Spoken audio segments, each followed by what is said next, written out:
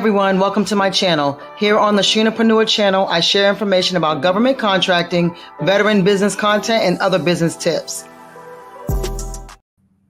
What's going on, everyone? It is Sheena, aka Sheenapreneur, your favorite veteran. And I know I be saying I'm geeked for every interview, but this one, I'm so geek, I'm trying to bring it down just 2 notches because I have chased this man down for 2 years to be on this channel since the channel started, right?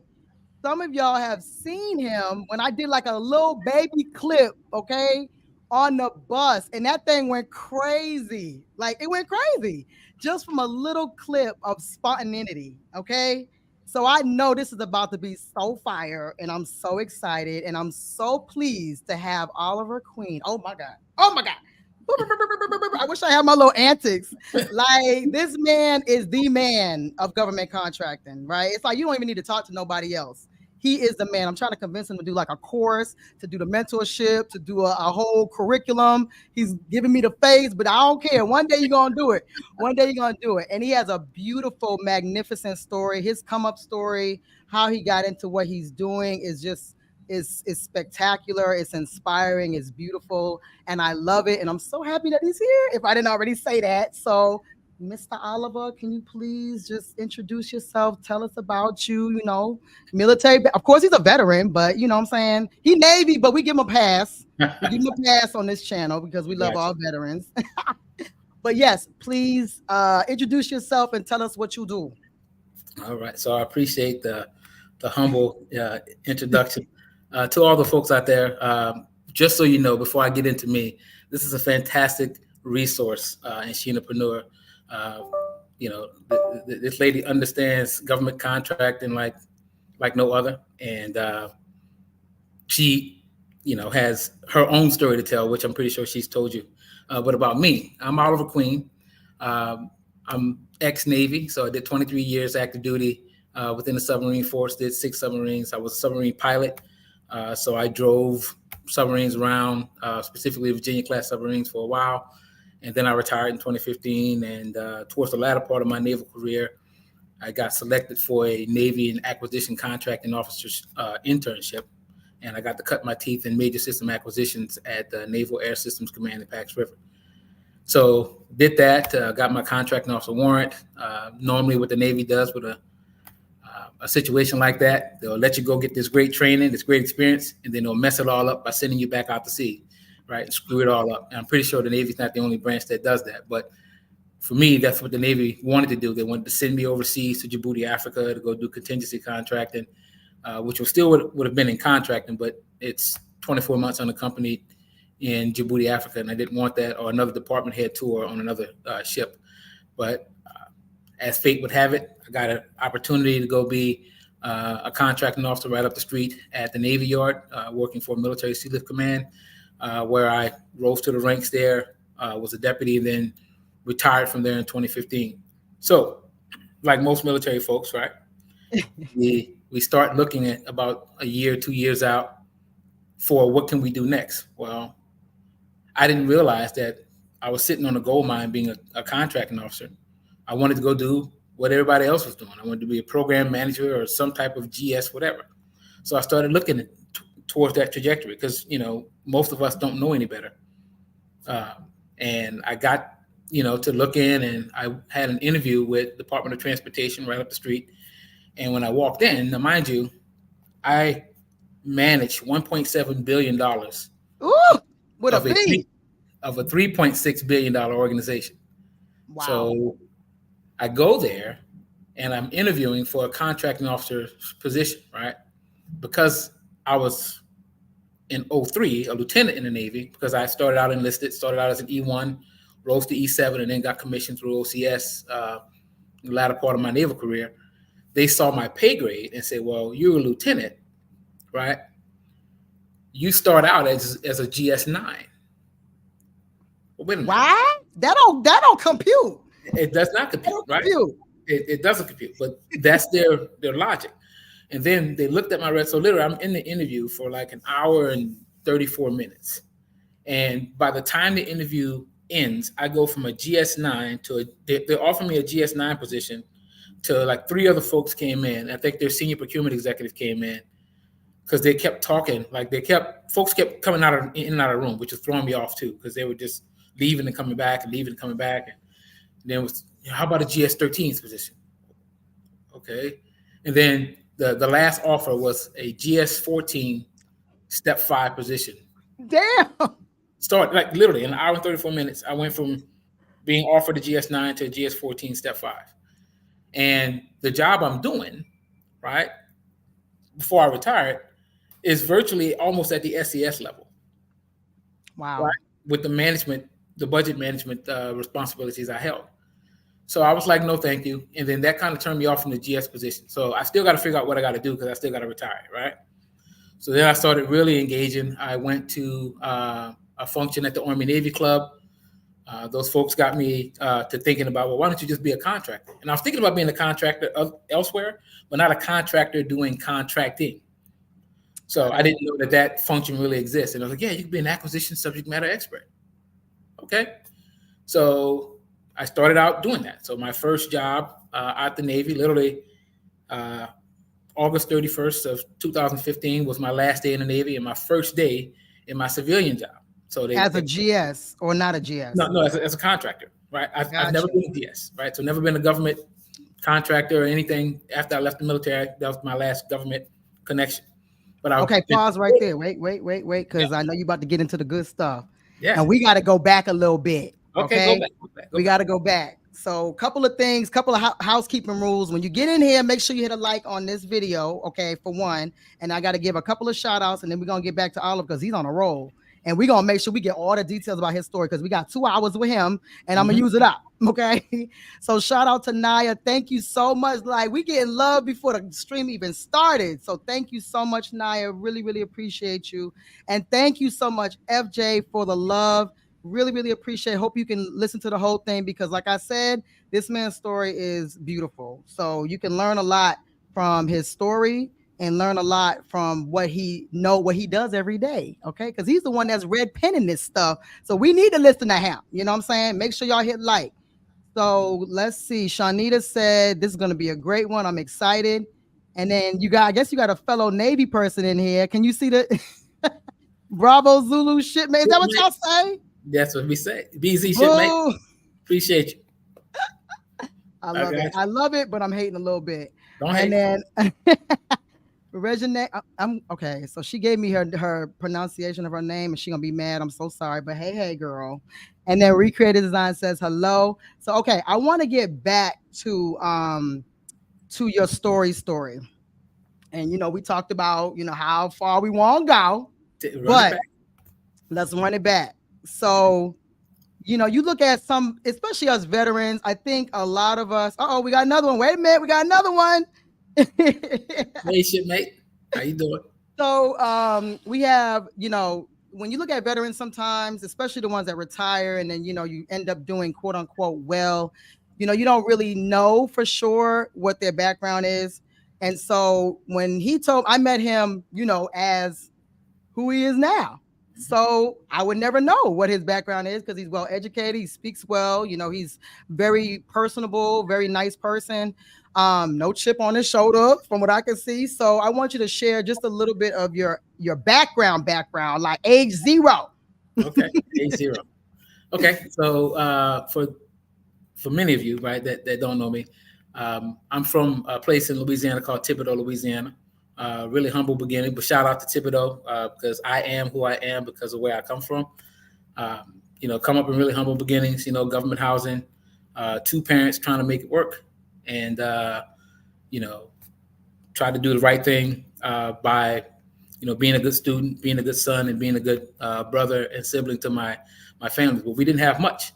So, our parents did their best, like many of us probably have that story. And I didn't really see an out. Now, I did have the academic out. I did do well in school. So I had some scholarships, but I was sick of Louisiana as a whole.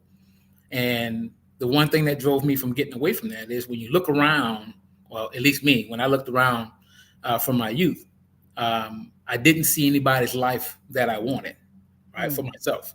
So I looked around at my parents. I loved them, but I'm like, nah, aunts, uncles, friends, family, a lot of close relatives, and I wanted to do something different. I didn't know what different was. So the military became, and the Navy was kind of happenstance. I was actually trying to get into the Air Force. So I'm What? glad. I didn't know that. I'm glad the circumstances happened the way they happened. So I went to the Air Force recruiter. The guy was giving me the runaround. He was like, "Yeah, you have to come back next week." I had I think like a 95 on the ASVAB, a 94, something to that effect. He was like, "Yeah, we're going to try to get you in this program and do this program, but you got to come back next week." And then I walked out there and I felt dejected. I was like, okay. And then the Navy recruiter, because back then, they had the little recruiting stations and they had all the branches like next back to back to each other. And the Navy recruiter was finishing his smoke break. So I walked out there and he's like, "What's wrong with your face?" And he was like, I was like, "Man, this Air Force guy, man, he's jerking me around and stuff." So he said, "Well, what's your problem right there? You're trying to be in the Air Force. You need to come to this side." So I walked in his office. He gave me a spiel. He was more straightforward, told me what I could do. He's like, "Yeah, you can go into the advanced electronics, the nuclear pipeline, whatever the case may be." And I was like, "No, I don't want to do that. That sounds like it's going to be a lot. Right? I just want to do my 4 years, get my college education and dip." It's like, okay. So one thing led to another, ended up joining the Navy and ended up getting selected for submarine service and started my submarine training in 1993. And, the rest is history. Right. So but come from that background to where I'm at right now. So this is what I didn't know is that like doing the submarine duty, I'm so ignorant to it. So forgive me if I'm saying it wrong, but doing that is like an honor, right? It's like, they don't just have everyone do submarine duty. Like imagine being underwater, like ain't no air for me. Yeah. I know the Lord knew what I could and could not handle because I could not do that. And so you do have to be a special type of person in order to do that. So the fact that you got selected for that, and of course, like you said, it led you to where you are now is just beautiful. So we're going to get into more of that, but we got a few people that have said a few things. Mm-hmm. So we have, is it Abdul said disabled vet Navy? Okay. I don't think I've ever had a Navy person on, but there's a whole lot of Navy people in here because I don't be seeing a whole lot of Army, but y'all Navy people showing up and showing out. So kicking it with Stat in Touch said, "My sister's about to get married there." I guess Thibodeau, where you from? I guess Thibodeau or Louisiana. Yeah. Okay. What's going on, Miles?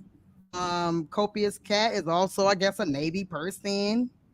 Very humble beginnings, Baton Rouge, Louisiana. Okay. Baton Rouge. Copious Cat says same. They gave the runaround, tell you to cut weight or ghost you or combo. That's crazy. Yeah, I know there's a few Air Force people in here, so whatever. And then make sure everybody hits the like button. So Baton Rouge in the house. Dang, first javelin. That's FJ. Go Army. Yes. See, I can't, because I got two Army officers. Both my kids are Army officers, so that's right. We're gonna talk about that. I can't hate on Army, but that's beside Go Army. Yes. And then we have Adota Deborah said, "Hey, shipmate." Then there's a lot of y'all daggone Navy folk up in here. A lot of y'all. Because we represent. I see that. I see that. Make sure y'all hit like. Okay, boom. So fast forward. Now you're retired out of the Navy. He said U.S. Air Force. You all right, Matt. You good. You're the only one. I guess they didn't give you to run around. You walk right in the door. Walk right in the door. Kick the door. I ain't hating on it. We all, brothers and sisters in arms. So, so you retire from the Navy, wonderful service, and then you become a contractor. So when you say a contractor, meaning they gave you basically like a government contract to do what you were trained to do, like the contracting stuff? No. So as an acquisition subject matter expert, you typically have other contractors. So say Sheenapreneur, right? You won a government contract with the Department of the Interior, and your government contract was in acquisition service support, right? So you were supplying contracting people with, 1102 experience, which is what's the 1102 experience? 1102, that's the government code for contracting officers, contract specialists, right? So if I'm in the federal service, the 1102 experience, the 1102 series is what they're looking for, because that takes you through the whole DIWEA level 1, level 2, level 3 contracting certification process, which is now the federal acquisition contracting professional process. They just changed that in April. But same thing, you go through a certification process that you take a whole bunch of training and you get a whole bunch of on-the-job training that eventually allows you to understand contracting, how to, do pre-award, post-award, and contract closeouts, and, understand the complexities of the contracting process. And as you do more of that, you get more training and you get more experience, and then you get more position. And I was fortunate to be able to get my contracting officer's warrant, got more, and warrant is all about level of responsibility. Start out with like a, $100,000 warrant where you can award up to $100,000. Anything above that has to go to somebody with a higher warrant, which means a warrant is like level. Yeah, it's your limit that you can spend as a contracting officer.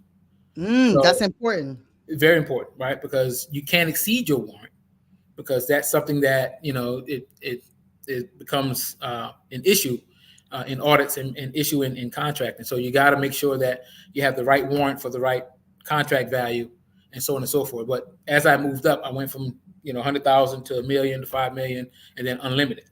So which means that I can spend now to whatever the budget level necessary. I can sign at least in Block 31 on the government contract forms and be able to approve that on behalf of the federal government and enter us into contracts with the Deloittes or the Booz Allens of the world for whatever we're trying to achieve.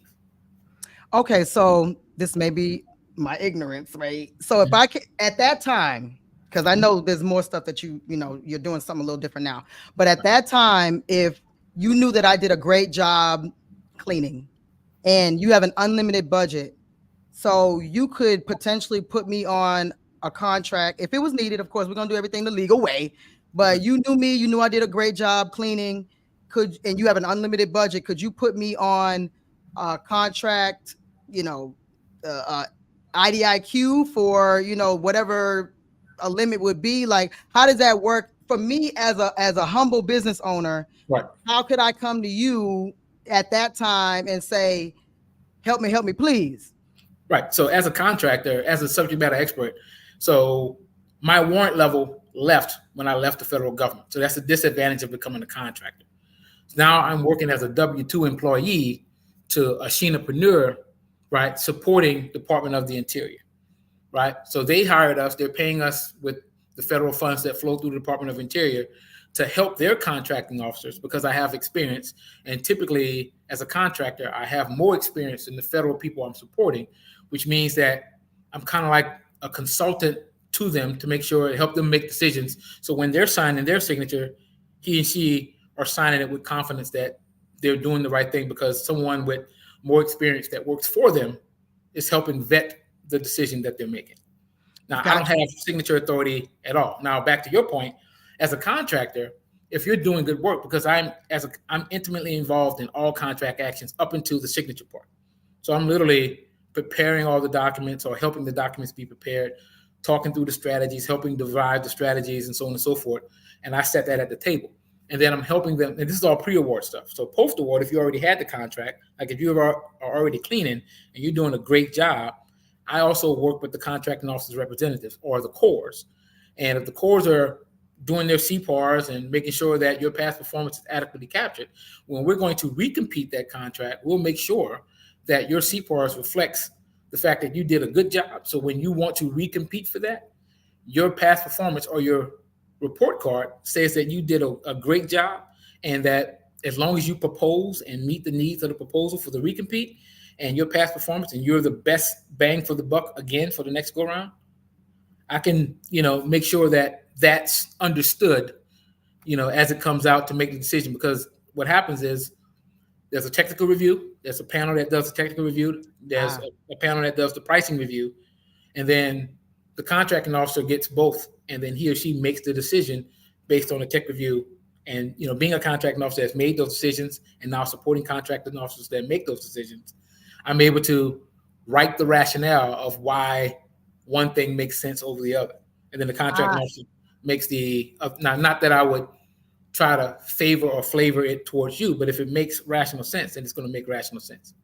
Okay, so I got it, but I'm sure that probably went over a couple of y'all's head. Okay, so basically he's saying in his position as an advisor to contracting officers, let's just say he knows that one of us does a great job. He's been on the side of the contracting officer. Now he's an advisor.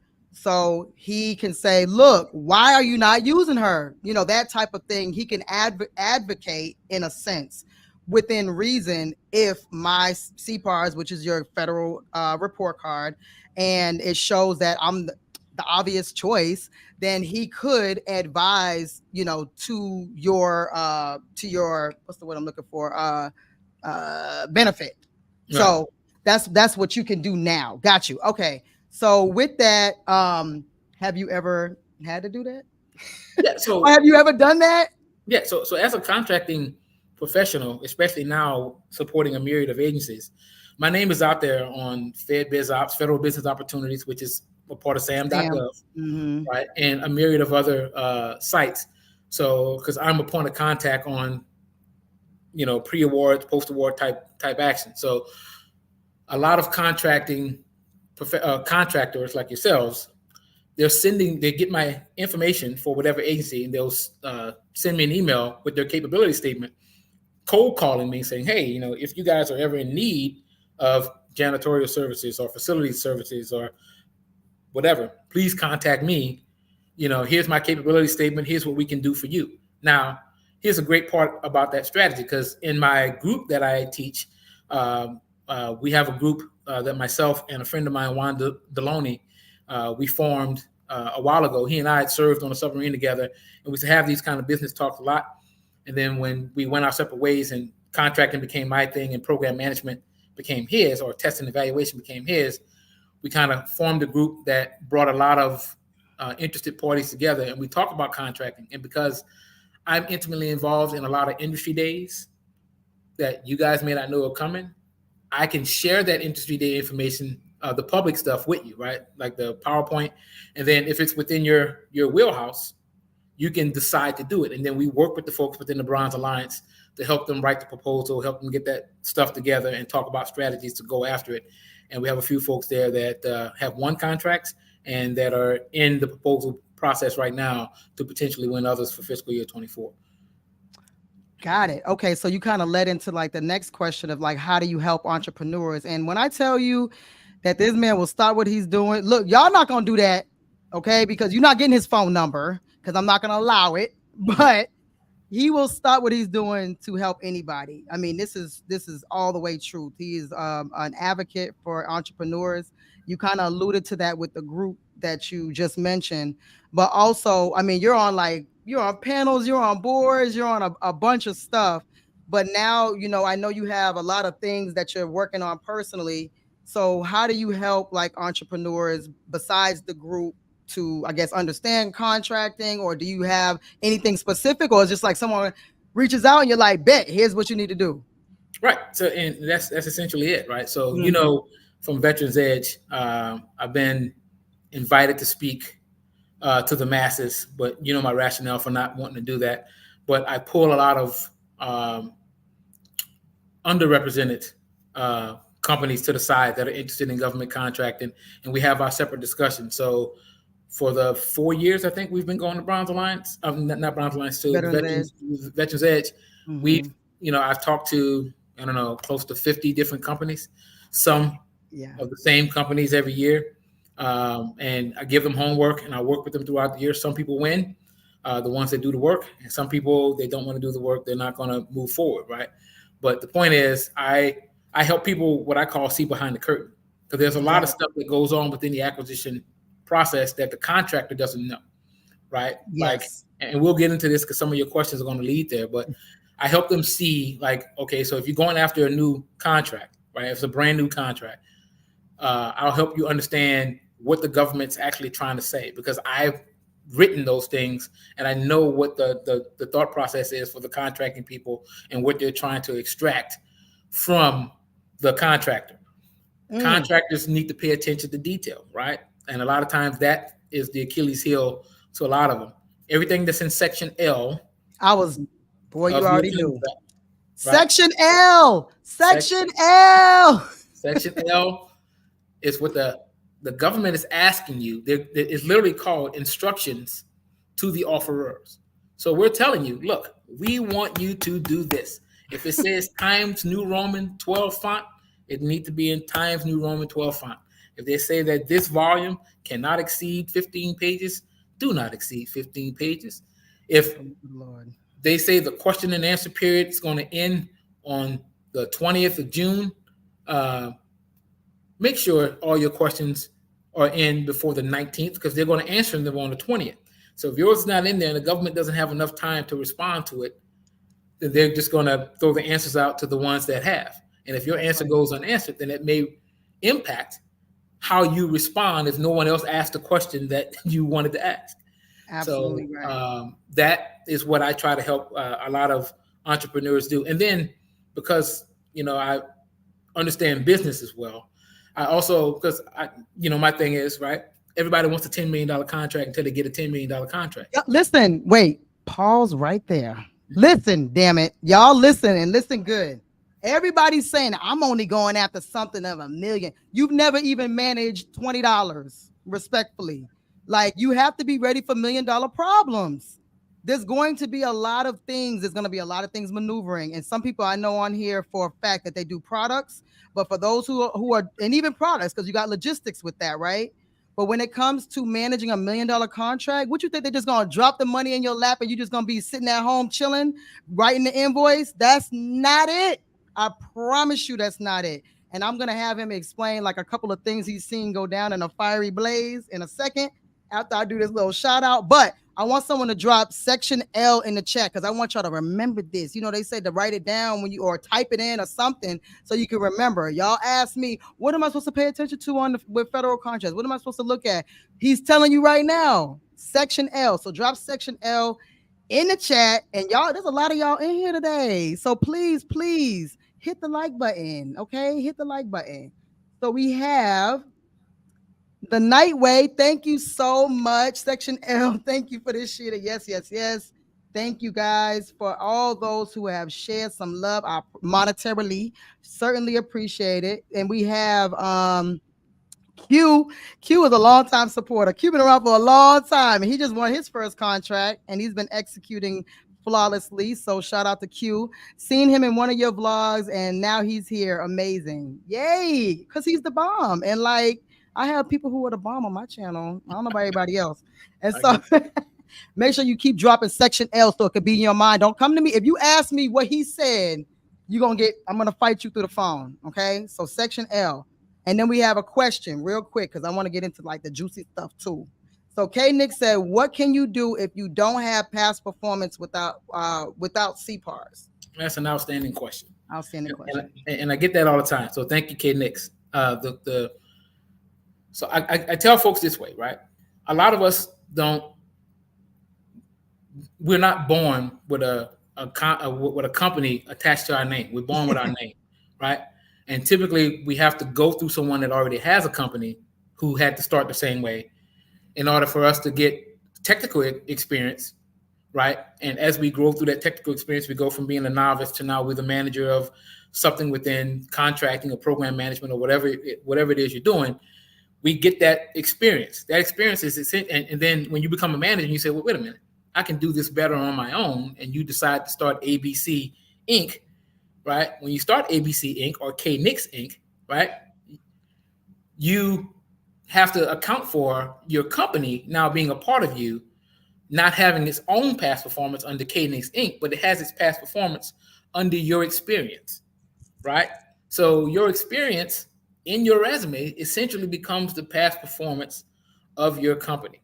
Now, you have to word it a little bit differently to function as a company instead of as an individual, but that still is what works to get you through the door. Now, if you're going to come in as an independent contractor, it makes it even easier because all it is a capability statement talking about you as a person doing things now as KNIX Inc. versus KNIX, if that makes sense to you. Yes, please. Pause right there. Listen, this man is who tells the contracting officers what to do. He's telling you, you are your past performance. I've said this so many times, but y'all don't be listening to me. So listen to the expert. He's telling you, you human being are your past performance. And you do have to word it to where it says, however it needs to be worded within the solicitation when you do your proposal. You are your past performance. I had a young lady tell me that she went to the PTAC, now Apex Accelerator. She was she did facility maintenance in the Air Force. This was her only job. And PTAC told her that doesn't count. She wanted to go into facility management. I'm like, what? That's insane. Don't let anyone tell you that you can't do it. Now, if you're going after a $40 million contract and they're saying same size and scope, then maybe you might not be able to put yourself down for that. But then also he's saying you can do self-perform.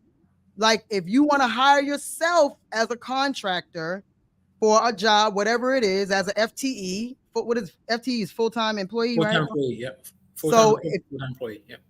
So you can hire, if you find something like that, you can have yourself self-perform. Some people start off that way. So that's still a contract, because those who have ever worked as a contractor on a like you retired or got out of the military, whatever the case may be, and you became a contractor overseas or whatever, and you getting paid that sweet $99,000, that company owner is probably charging $200,000 for that, and that could be in your pocket. And I see a comment from Mr. From the Nightway in your comments. And that's something that just caught my eye. So to be, and that person asked to be a little direct for us military folks retired, can we use that stuff as past performance? Yes. I mean, how else do you get a civilian job from your military, right? You're using your military experience to account for the experience to get a civilian job. So how do you think that correlates with your civilian and military experience when you're starting in independent consultantship or you're starting your own company? Now, to get back to Sheena's point, right? If you are your own company and you're going after a $40 million contract that requires a workforce of 200 people, of course you can't do that, right? Make it make sense, y'all. Make it make sense. You can't do that, right? Especially if it requires more level of effort and labor force than you can provide individually. So that's where the scaling and the growth has to come.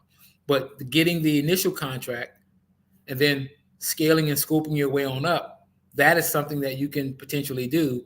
And then, I mean, because Sheena could tell you her story about how she went from being, a totally technical background to now doing facilities management. Scrubbing toilets, baby. Yeah. But now, instead of her being the boots on the ground scrubbing the toilets, she scaled to a workforce that's able to do that on her behalf. Yeah, and you guys probably heard my story so many times you don't want to hear it no more. But yes, just starting from this is what makes sense. I can't tell you what you need to do. Make it make sense for you. You can always pivot, but just start where it's familiar. You're not getting into something that is unclear. And I just want to tell a story real quick. So I had a gentleman that had a professional career. I'm not gonna say what it is. Very professional career. Because people ask me, like, what's the easiest thing to do, right? And I'm like, I don't know. So it depends on you. I had someone that had a very professional career, and they came down with me doing cleaning. Cleaning wasn't easy for them, or at least finding the people to do the cleaning. It wasn't easy for them. So I might feel like it's easy and just say that to you all. And you're like, well, Sheena, you told me that unarmed security was easy, but that person got into a fight with somebody and it ended up being an issue with workers' comp. I'm just saying, make it make sense for you. You still got to be a business owner at the end of the day. Okay, boom, wait. We got to get to these super chats. Y'all love it. Look, they loving you, Oliver. I told you this was going to be the bomb because you are the man, and that's just what it is, okay? That's just what it is. So thank you so much, Abdul. I really, really appreciate the love. And thank you to Q. I told you, Q be showing up and showing out. I appreciate you. Just because I'm awesome, we awesome. We all awesome. Okay, so thank y'all so much. So let me scroll back up to a couple of these comments and questions real quick. FJ's like, what? He said, what? Shocked, right? You can be your own past performance. That's what I'm saying. Self-perform. Yes. And then K. Nick said, to be clear, can a VOSB bid on a SD VOSB solicitation? That's question. A great question. And so agencies have small business goals that they're trying to achieve, and it comes in buckets, right? They either want women, minority, service disabled veteran-owned, or veteran-owned. If they're asking for both, they're looking for someone to fill one of those buckets, right? Whether it's service disabled or veteran owned for whatever that requirement is. If they're asking for one, right? If they're only asking for service disabled veteran owned small businesses more than likely won't be able to propose for that because they're looking to check that box for their own agency small business goals. They probably have already reached and are saturated at the veteran owned and the women owned level, but they're trying to get the service disabled veteran owned area here. Hey, Golda, how you doing? Golda's wait, you going too fast. Wait, we got to go in order. Wait. We got Alvarez. She's another superstar. She's gonna be on next week. I can't wait to share her story as well. But yes, thank y'all for showing up. And Golda said, "Hello, Sheena Oliver. What's up, Dallas, Texas? We were just there. We were just there in March, right? Mm-hmm. Okay, so I want to go back to your agency. So you work for several agencies. Make sure y'all hit like when you come in. You work for a myriad of agencies, federal agencies. So I want you to make sure y'all understand when he says that. He is a contractor that advises contracting officers. These contracting officers work for the federal government as employees. So he comes in with the knife hand like, do this damn contract like this before I slap you, basically is what he says. Or they're going to get in big trouble. And he has to wrangle them in. We just think that these contracting officers can do no wrong. And I think Oliver might be able to share that some of them might do a little wrong every now and then as far as their understanding and how they do business, and then are all created equal. So I want to know, you said a myriad, I won't say how many, but how do you kind of structure your day? Because I work for the federal government as a soldier and as a civilian, and all the meetings are at 10 o'clock. All those meetings are at 1400, 2 o'clock for my non-veterans. So how are you able to structure your day? Is it just like every day? Is it Monday through Friday? How does that work? A lot of it's like Sunday through Saturday, to be honest. No, 7 days a week? It's pretty much that way. So because I advise the contracting officers and their boss. So like whether it's their managing directors or their senior procurement executives, because I help the contracting officers and the contract specialists who do the operational aspects of contract, right? So they do the pre-award stuff for the new contracts. They do the post-award stuff for the existing contract. So that's like if they're going to exercise an option or put more money on the contract, that's post-award. And then I also help them close out contracts that have exceeded their lifespan, right? So contracts no longer used and they no longer need that service, but they may have money left on it or whatever the case may be. We go in, we get that money, and because of what I do with the money that's on the closeout stuff, right? We are able to look at how much money we can extract from the closeouts. We help devise a plan for them to extract that money off the closeouts, do the closeout process, take the money, send it back through the treasury, get it earmarked so they can forward fund requirements that are within the fiscal year. So it's kind of like finding money in your SOFA that you didn't know you had in your SOFA.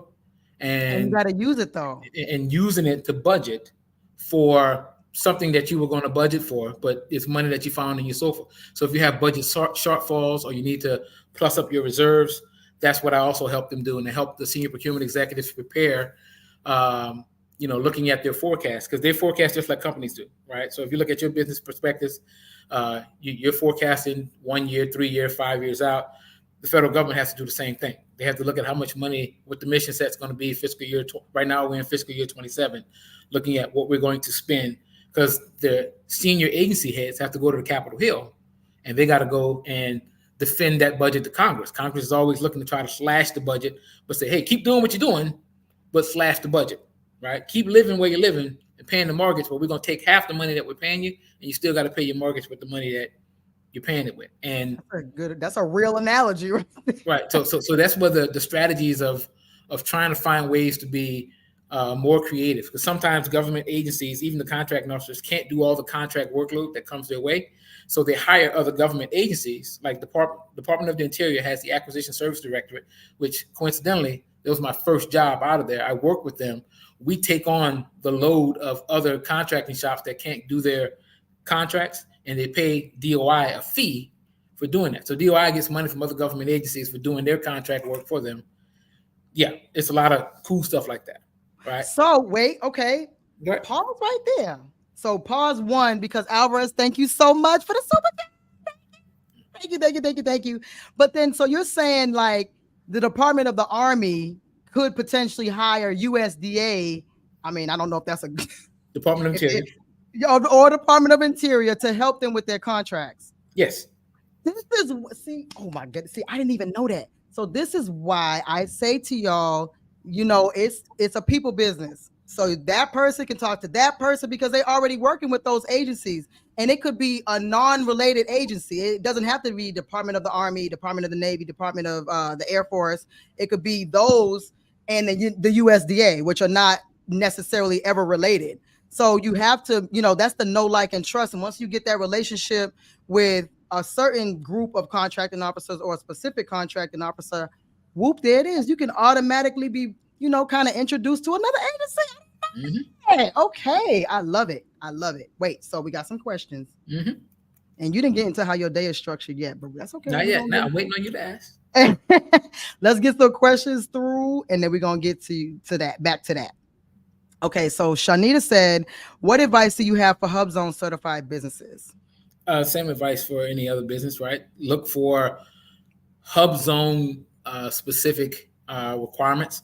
Not all the requirements are going to come out from agencies are going to be HubZone specific because the dollar and the complexity of it takes it to other than small businesses or the Deloittes and the Ernst & Youngs of the world, the larger scope contracts. But HubZone contracts typically happen in HubZone areas. So if you know your HubZone areas within your region, right, and it's not just the federal government you need to be mindful of, but your state also works with HubZone areas as well to give state HubZone contracts as well as federal. Everybody wants the federal dollars because they're typically larger in dollar value, but that state money is good. It's great. I just want to make sure people understand the state money, and even in some municipalities like Atlanta has a lot of money. Washington, D.C. has a lot of money as a municipality. So don't overlook those as well when you're looking at HubZone and your 8A tenders, like your veteran-owned businesses and your service-disabled veteran. And so I know what Shanita is alluding to. And let me back up. So that's a really good point, y'all. With the HubZone, it does cross over to local. I've been preaching local a lot lately. Because some of my lowest contracts were federal, so there's money at the state level. Just because there's $1 trillion at the federal level doesn't mean you're getting all of it. Like they might give you the smallest contract they have on the federal side. And then there's still $1 million contracts at the local side. So I think what Shanita was kind of alluding to was how to maybe present yourself a little bit.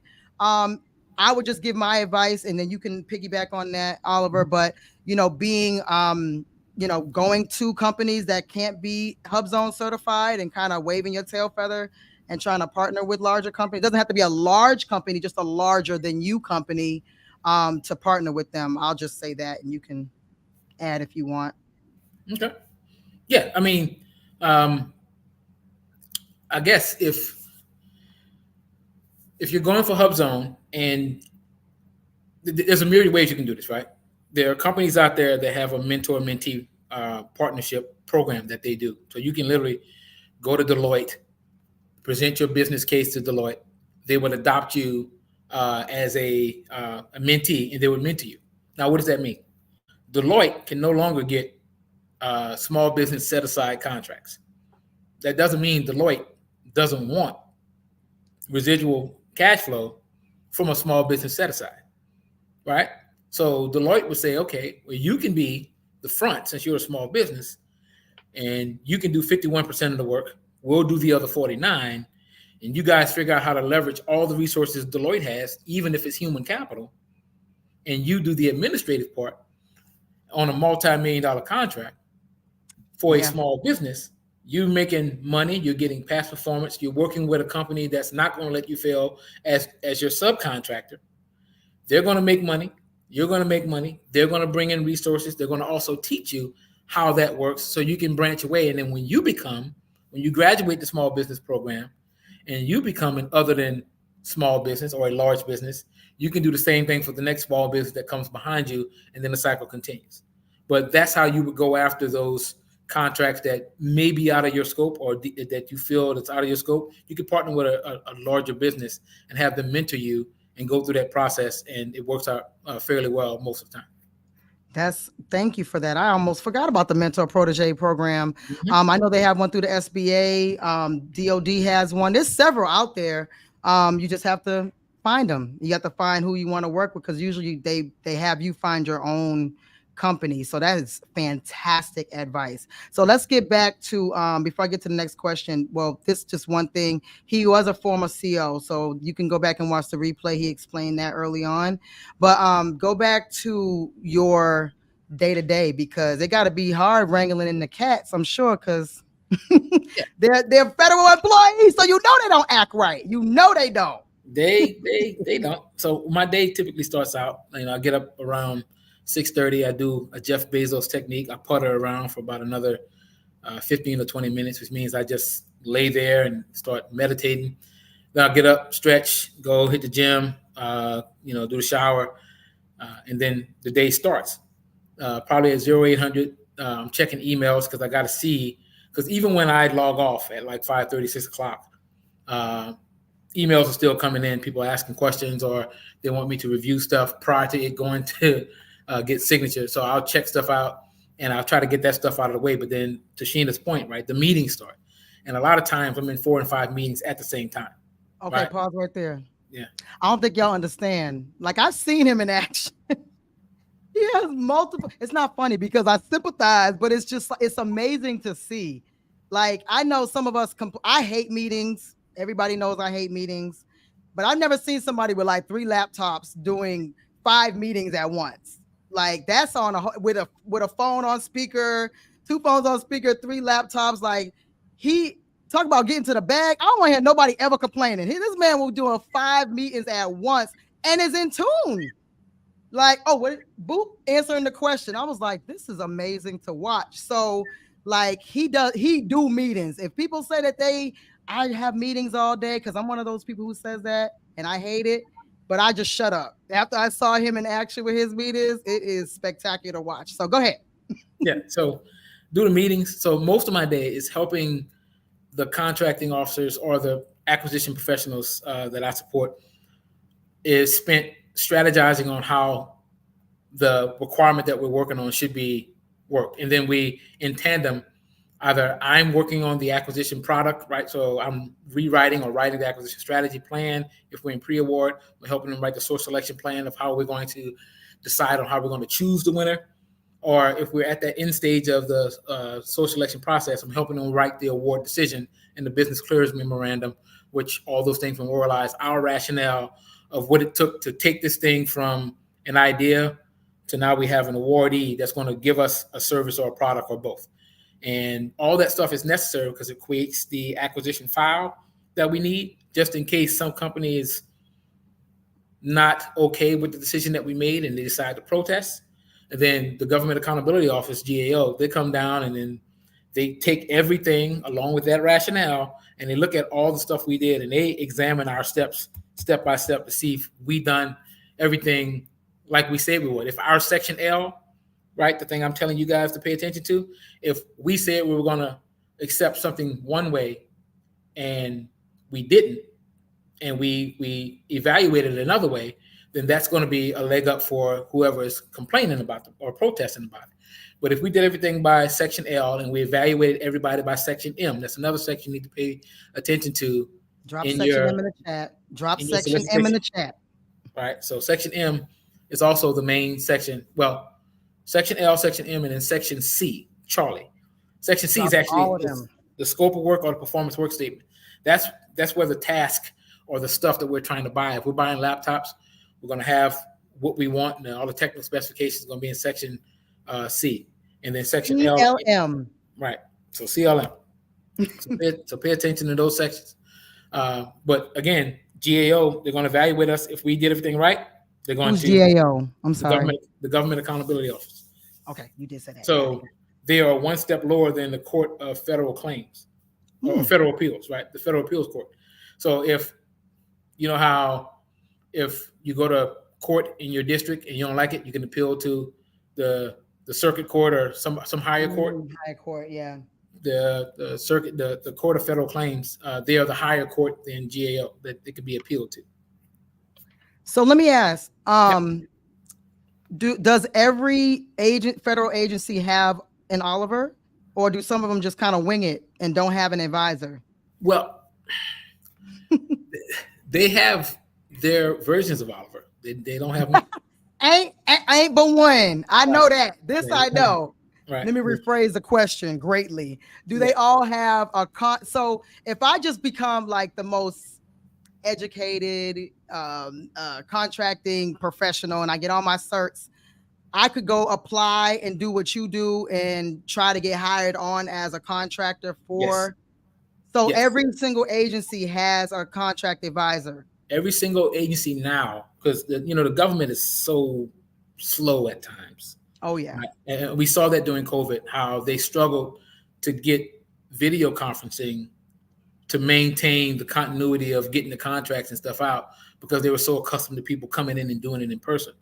And COVID taught them that you need Microsoft Teams and WebEx and all this other stuff. But they're also slow when it comes to recognizing that the acquisition federal pool was shrinking, right? Part of that was done by acts of Congress. A lot of that is because people make more money in the private sector, right? So you're going working for Deloitte that has an acquisition services support contract that they won, and they're servicing the FAA.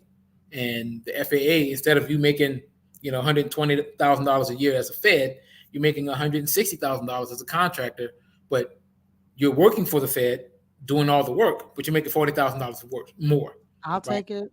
Right. Now, the only thing with that is it's harder to fire a Fed than it is to fire a contractor.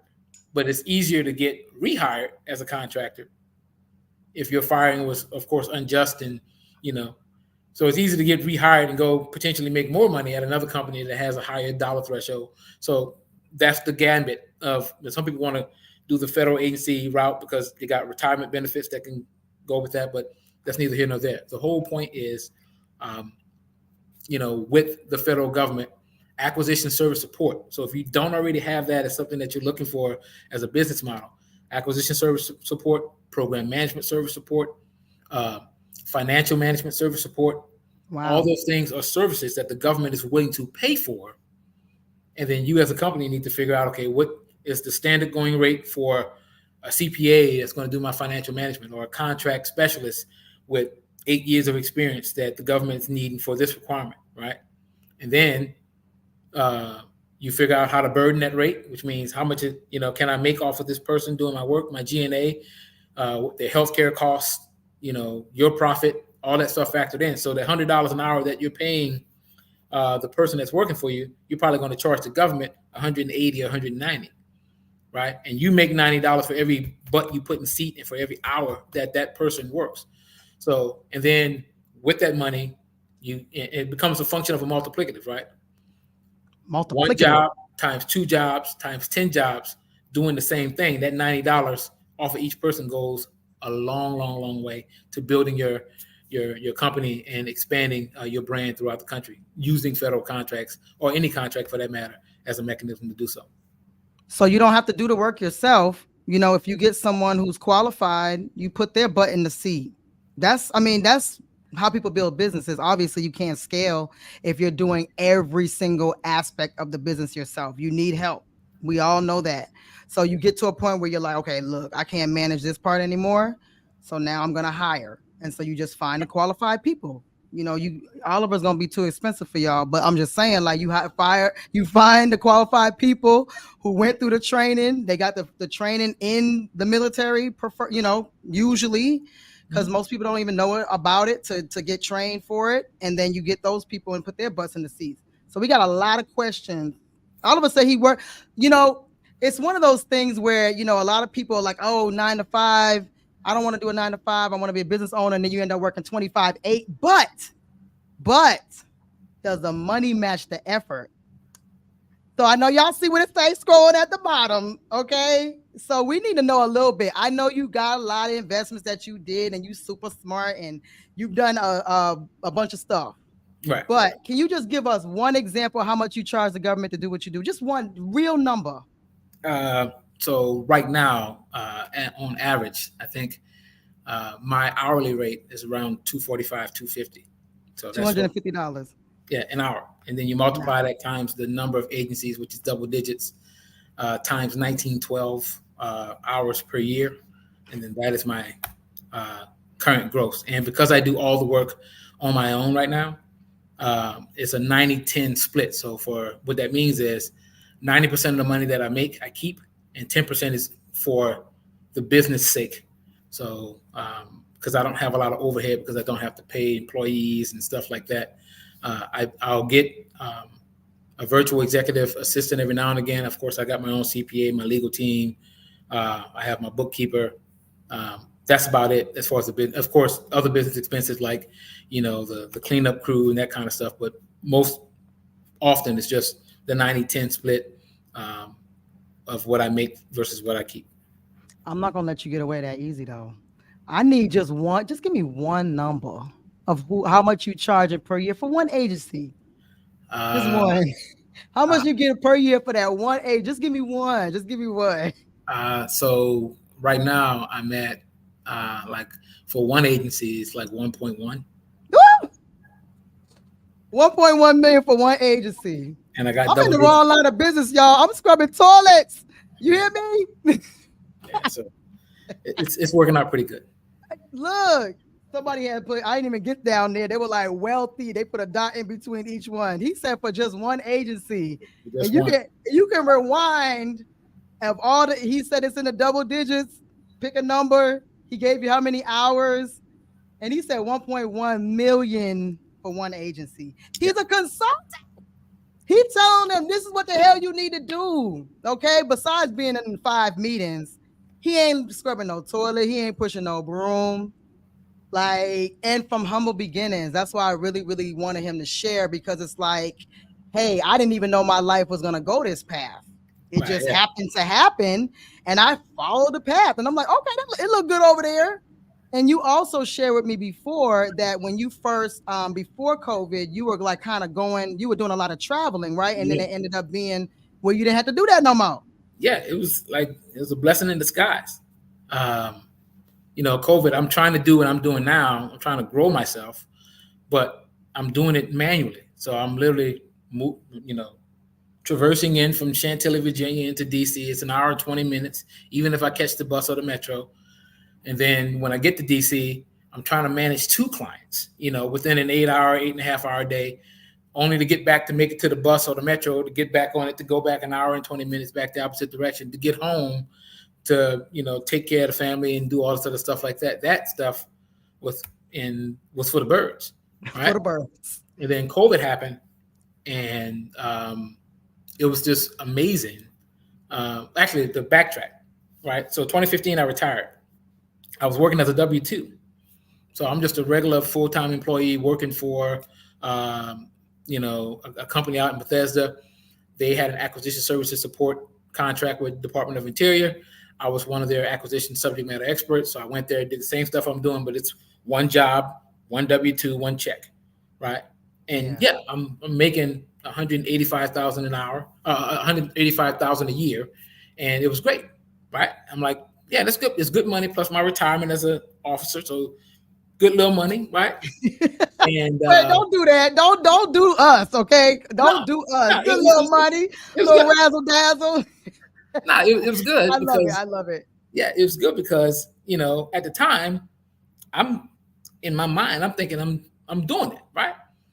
And then I worked for one company, and then I quit that like 2 months after I started, because I got an opportunity to be a senior executive at an upstart medical manufacturing company. So that gave me a different flavor in business and life, because now I took a $48,000 pay cut a year, but I was able to negotiate stocks within the company. And typically, like, that was my first time ever. Now, I've been in stocks for a long time, but I never had to negotiate that as a form of compensation within the company, because, worked as a contractor, and federal government ain't giving nobody no stocks. So I did that and was able to get, so I did that job for 11 months. I was the director and then vice president of supply chain and logistics for a medical manufacturing company, helped them start their medical manufacturing distribution hubs throughout Uganda. So we worked in Entebbe, Nairobi, Kenya, Tanzania, Dar es Salaam, all over the world, Mexico,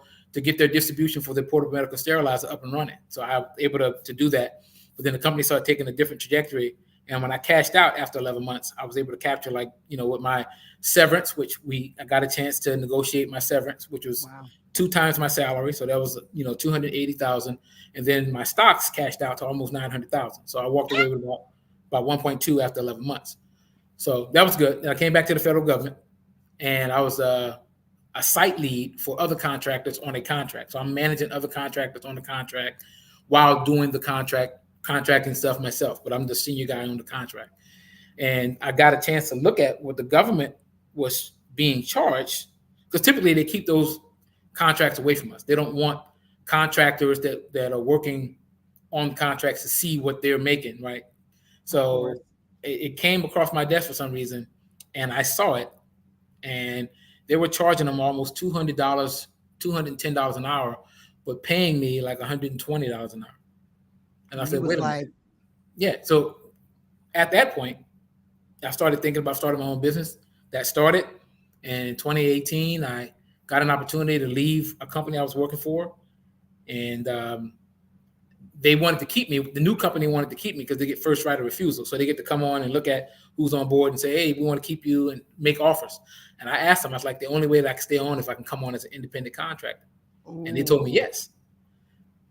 So that was my first contract. And then I, as a former contracting officer, I started going back to other areas that I worked and asking them, hey, you want me to do your closeouts? Do you want me to do your postal work? They said, yeah. So little by little, started doing it. Then COVID hit, and everybody needed somebody to do it virtually. So now I only do all the stuff that I'm doing virtually, and I don't go in. So I just got a room full of, like Sheena, she saw me at Veteran Edge, out in the conference room with laptops around me, doing work, No, that's really, you created it.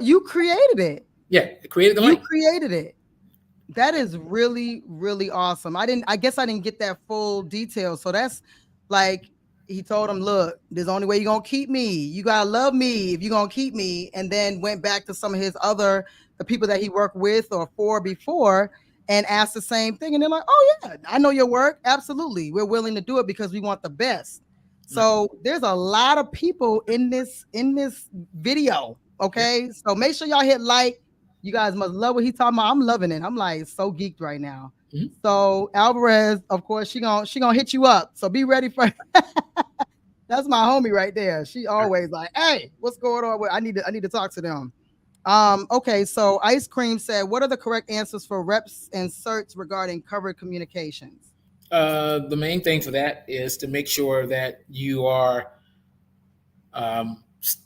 acknowledging that you agree to FAR 52-204-25 and 26, which are the prohibited contracting for certain telecommunications. Of course, all the stuff with China, TikTok, all that stuff, that you are agreeing that your company doesn't have anything to do with that if you're doing any communications because of the issues that we're having with TikTok. So make sure that is part of the things that you say, yes, I will conform with on your reps and certs when you're doing that registration in your FAR, registration in your SAM for the 4 clauses that you will abide by. Yeah, I know. I just be checking, and I didn't even really know what it meant for real, but thank you for the explanation. Okay, K Nick says, how can my business obtain micro purchasing card and get a GSA schedule card? So that GSA schedule is a long answer, and I don't know if Oliver feel like answering that, but if you can touch on the micro purchasing. Yeah, the micro purchase stuff. I mean, all you got to do is just be mindful that it exists. They don't have to synopsize. That's where the cold calls come in. So find a bunch of federal because they have to report it to SAM that they awarded it. So if you can see company agencies that have awarded micro purchase awards, then you can start there, because they'll probably need them again, especially if it's subscription services or stuff that they do on an annual basis.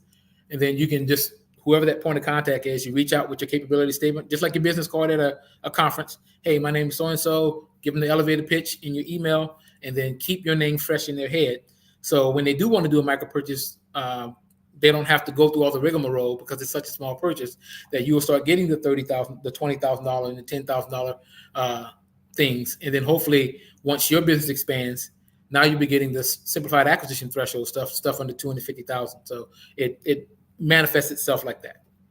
So I'm clear. Micro purchasing just depends on the agency, right? Like it's under a certain amount, but it's not Yeah, like half $20,000.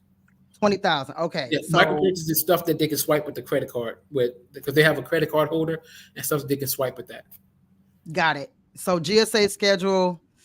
Let's just say, what's your opinion on GSA schedules? I have points of contact within the GSA that you can reach out to and start the Okay. conversations to probably help streamline it, because they're the ones that either write the training or the gatekeepers for it. And I'll make sure I leave my contact information in the information here. I'll put it there now so everybody can have it. Both my LinkedIn and my email address for my company. I'm about to say, don't put your phone number on here. Look, don't reach out to him saying, how do I bid? If they do that, forward it to me. If they do that, forward it to me, because we ain't doing that. Okay. I sent it to you in the private chat. So if you can post it for me. Yeah, just post it. For some reason. All right, let's matter of fact, I'm gonna put it in the when this video is finished, it's gonna be in the description. So there's a lot of questions and a lot of comments. So let me scroll back up real quick and get back to that. So hey, sassy girl. Okay. And then kicking it with Sat in Touch. If you owe back personal taxes, can you still get a government contract or local contract? Once you get evaluated, and you have to check that box honestly, because once they start evaluating your financials, if you are not being truthful, they can like disbar you or not give you an opportunity to be, and the disbarment can last up to 5 years. So now you're missing out on 5 years worth of opportunities, and you got to figure out, how can I be innovative to still get to the money without having federal contracts as a way I can get to the money. Right. And I know for the state of Georgia, with most of their contracts, they ask that very specifically on the documents. So I'm sure it's like that with most states. Now, again, like you said, be honest. It may not be a disqualifier. If it might be a certain amount that you owe. If you already have a payment plan with the IRS or whatever, that might still good. But if you just like, I ain't paying no taxes, then you might not. This might not be the industry for you at all, actually. Right. If you got that kind of attitude, just saying. Shout out to Casino. Hello. And then, oh Lord. Okay. We having personal conversation. No problem. All right. So Alvarez said, this is one of the best strategies, getting bigger organizations on your side. I know she uses that personally. And so Reaching Higher said, how does one become a consultant for government contractors? Because you got to have the education that he has. But go ahead. Yeah. Essentially, it boils down to education and experience, right? So they look for, you actually doing the work, me being a contracting officer and then having contracting experience at the level I had it. That gave me the check in the box for the experience, because I dealt with a lot of complex contracts. And then I took a few courses, both in college and, throughout my career, that allowed me to have a good foundational footing. Like financial management is something that I'm strong at. And then the contract law, even though I'm not a lawyer, I understand like what the contract should say and what it should say, how it's going to bind the government and bind the contractor to that specific requirement. So that's what being a consultant is all about, is being able to convince your contracting professionals that you work for, the federal government, that the approach that you are recommending, because you don't ever tell them what to do, you got to recommend. And you recommend it to them, you're right, to get them motivated to do it your way. Like my thing is, I want to give you my idea, but make you think it's yours. Ooh, I like that. That's what I typically try to do. And if anyone who's been in the military, if you were ever enlisted, that's pretty much what your job was anyway, to make your, supervisor look good. So that should be easy for a lot of us, but you're getting paid a lot of money to do it. So whatever you need me to say, I'm gonna say it. Yeah. So FJ said, just awarded DOD MPP. I don't know what MPP is. Do you know? I don't know what that is for sure, but congratulations. That's great. Love it. And also said, y'all dropping gems here. Yes, he is. And y'all would listen when I said drop LMC. And let's see. Golda said Oliver is the GOAT. Very humble. That is a true statement. for sure. He is definitely super humble, super helpful, and he is the GOAT. And Joy Millhouse Solution says, do you advise the Department of Treasury? Not anymore. Ooh, do tell. Yeah, I used to, but that contract ended, and I just never. I didn't go back to them. It's a bunch of agencies that I walked away from that are currently asking for my services again. But right now I have a bunch of stuff going on. So I'm saturated with the number of agencies that I can support because I also teach. And then I'm also, doing some personal stuff as far as education is concerned. So. Okay. So do you care to share they just don't do right? They the bad children, Right. Which is crazy. Yeah. So you don't want to say, I'm saying it. They bad. They bad. That's why he said goodbye. Right. Yeah. Yeah. They didn't want to pay attention and got themselves in trouble. And then all the trouble they got themselves into is based on the recommendations of what I told them not to. So when I get to organizations, my job is to help them do things, one, the right way, to keep them out of trouble, because I have a very strong relationship with the Government Accountability Office. I work with a lot of the folks that are there now, and typically GAO takes the top of the top because they're the ones that are experts that have to come back and do the adjudication in the event of a protest. So they have to understand, they have to walk into an organization and grab their standard operating procedure and say, okay, you said you were going to do it this way, but you did it this way. Why? And then, and understand and try to understand the rationale behind that. So when these agencies screwed up and, got them to a place where they'd never been and they screwed up, and then they were like, hey, can you come back and help us? No, I'm not coming back there. $900 an hour. Yeah. And then they were throwing like, look, we'll throw more money your way. And I was like, nah, it's not about the money. It's about the sanctity. So, because all money ain't good money in agencies that don't want to do the right thing. So that's a fact. Well, there's your answer. I wasn't expecting that one. And so Q has helped us out by saying what each section is. So thank you for that. That's some serious math. That's when you were sharing your numbers. Yeah. Okay. So MC said, okay, so is Oliver an independent contractor with these agencies? That is absolutely correct. Correctamundo. And Joy Millhouse Solution says this interview is platinum. I ain't never had nobody say that. You platinum plus, Oliver? Nah, baby. Platinum plus. I love it. This is because we need to know all sides of this, right? You'll listen to me, like Sheena don't know what she's talking about, but this is the person who's advising the people. So they don't even know everything. And they're federal employees. I mean, shout out to federal employees, but they don't always do what they're supposed to do. So he's making sure that they do what they're supposed to do. So who else would know better than Oliver? You know what I'm saying? So Q said, I have a staffing agency handling staff, hired incumbent clients, second in command as acting supervisor who knows entire contract via actualizing work. 2-year contracts, almost 1.1 million.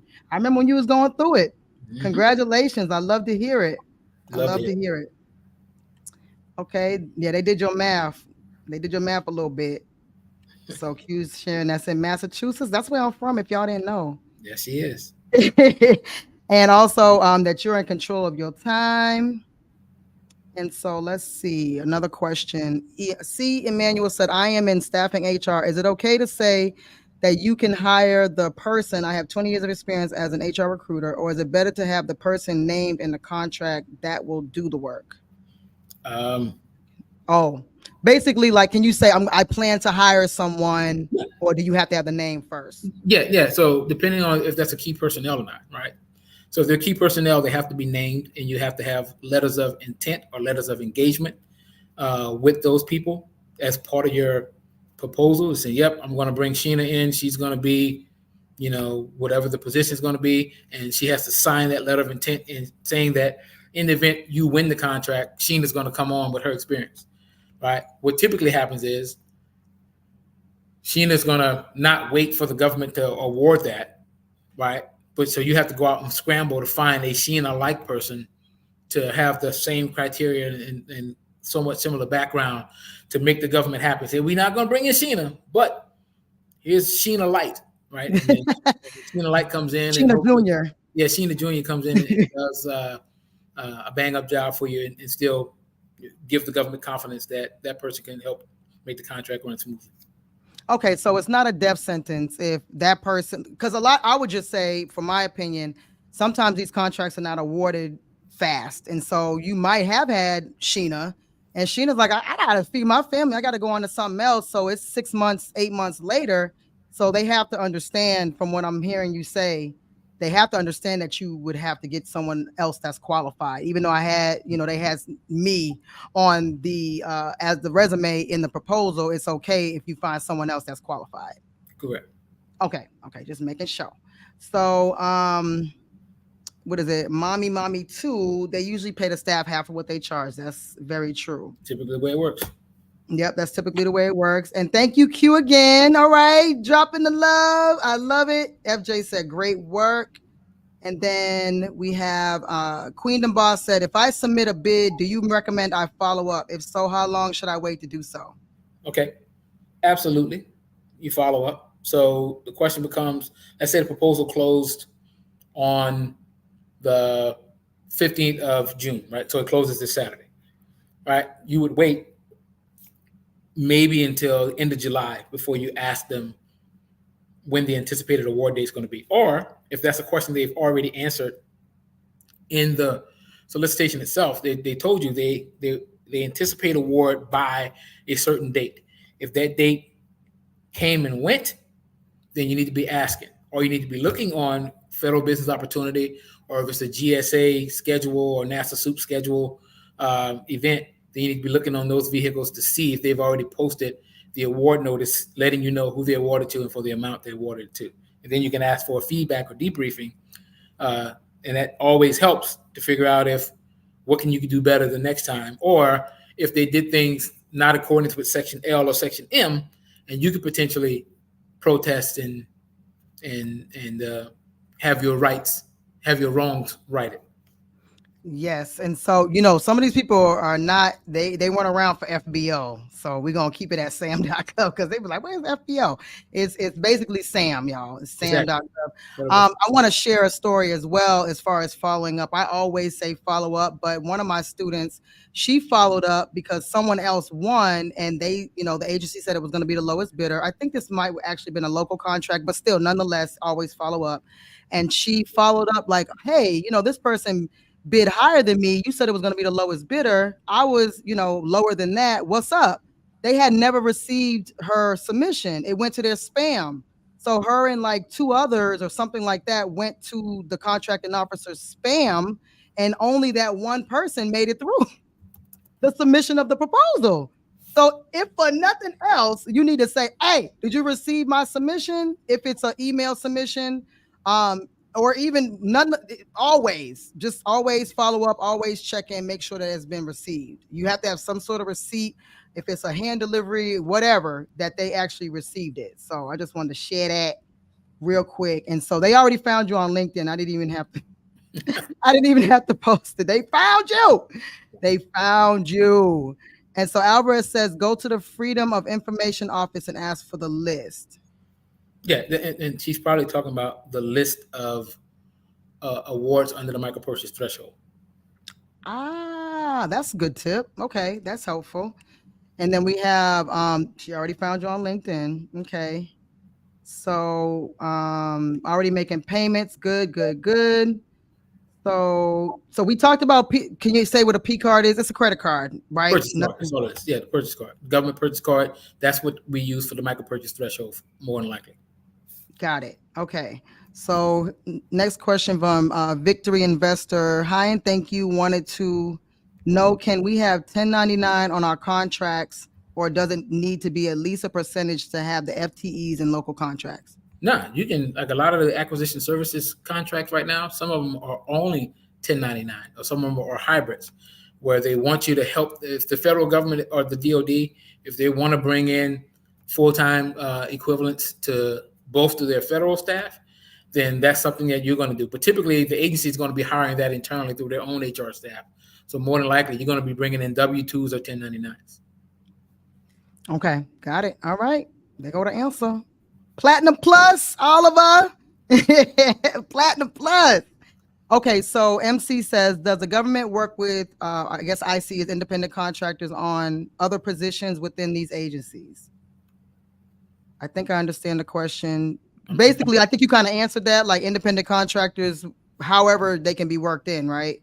Yeah, yeah. So we, um, again, my situation is companies that are looking for, so companies were looking for W-2s, but they always look for W-2s because W-2s are cheaper, right? Yeah.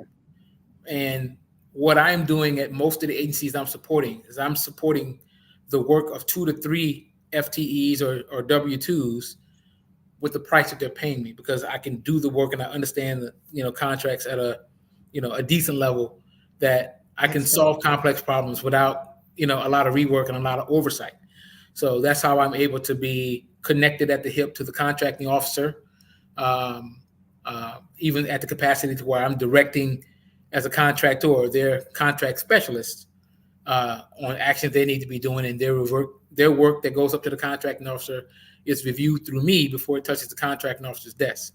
And a lot of that's also the intermediary between the contracting officer and their senior procurement executive in reviewing that package and that work prior to it going up. So that's what my function typically is in the majority of these agencies that I support. Got it. Okay. Bet. Thank you.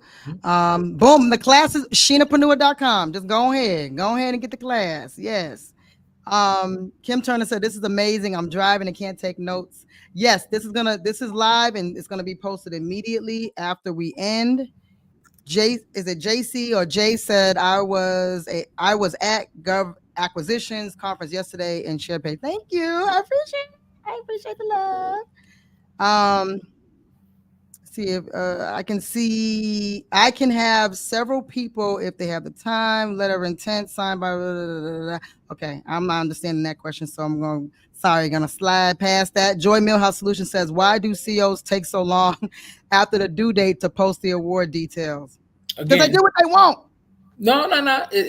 Again, they're making sure that the contract is as protest proof as possible, right? So they have to. So again, this is what I try to help folks do, right? So see behind the curtain. When we get the proposals in, there's a whole bunch of stuff that goes on with that, right? So the proposals don't come in, we just look at them, and a day later we're picking a winner. They come in.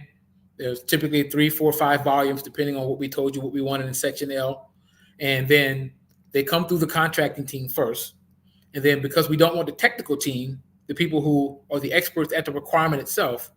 So let's say, like in Sheena's situation, right? She's a facilities management company. So when they're talking facilities management technical stuff, right?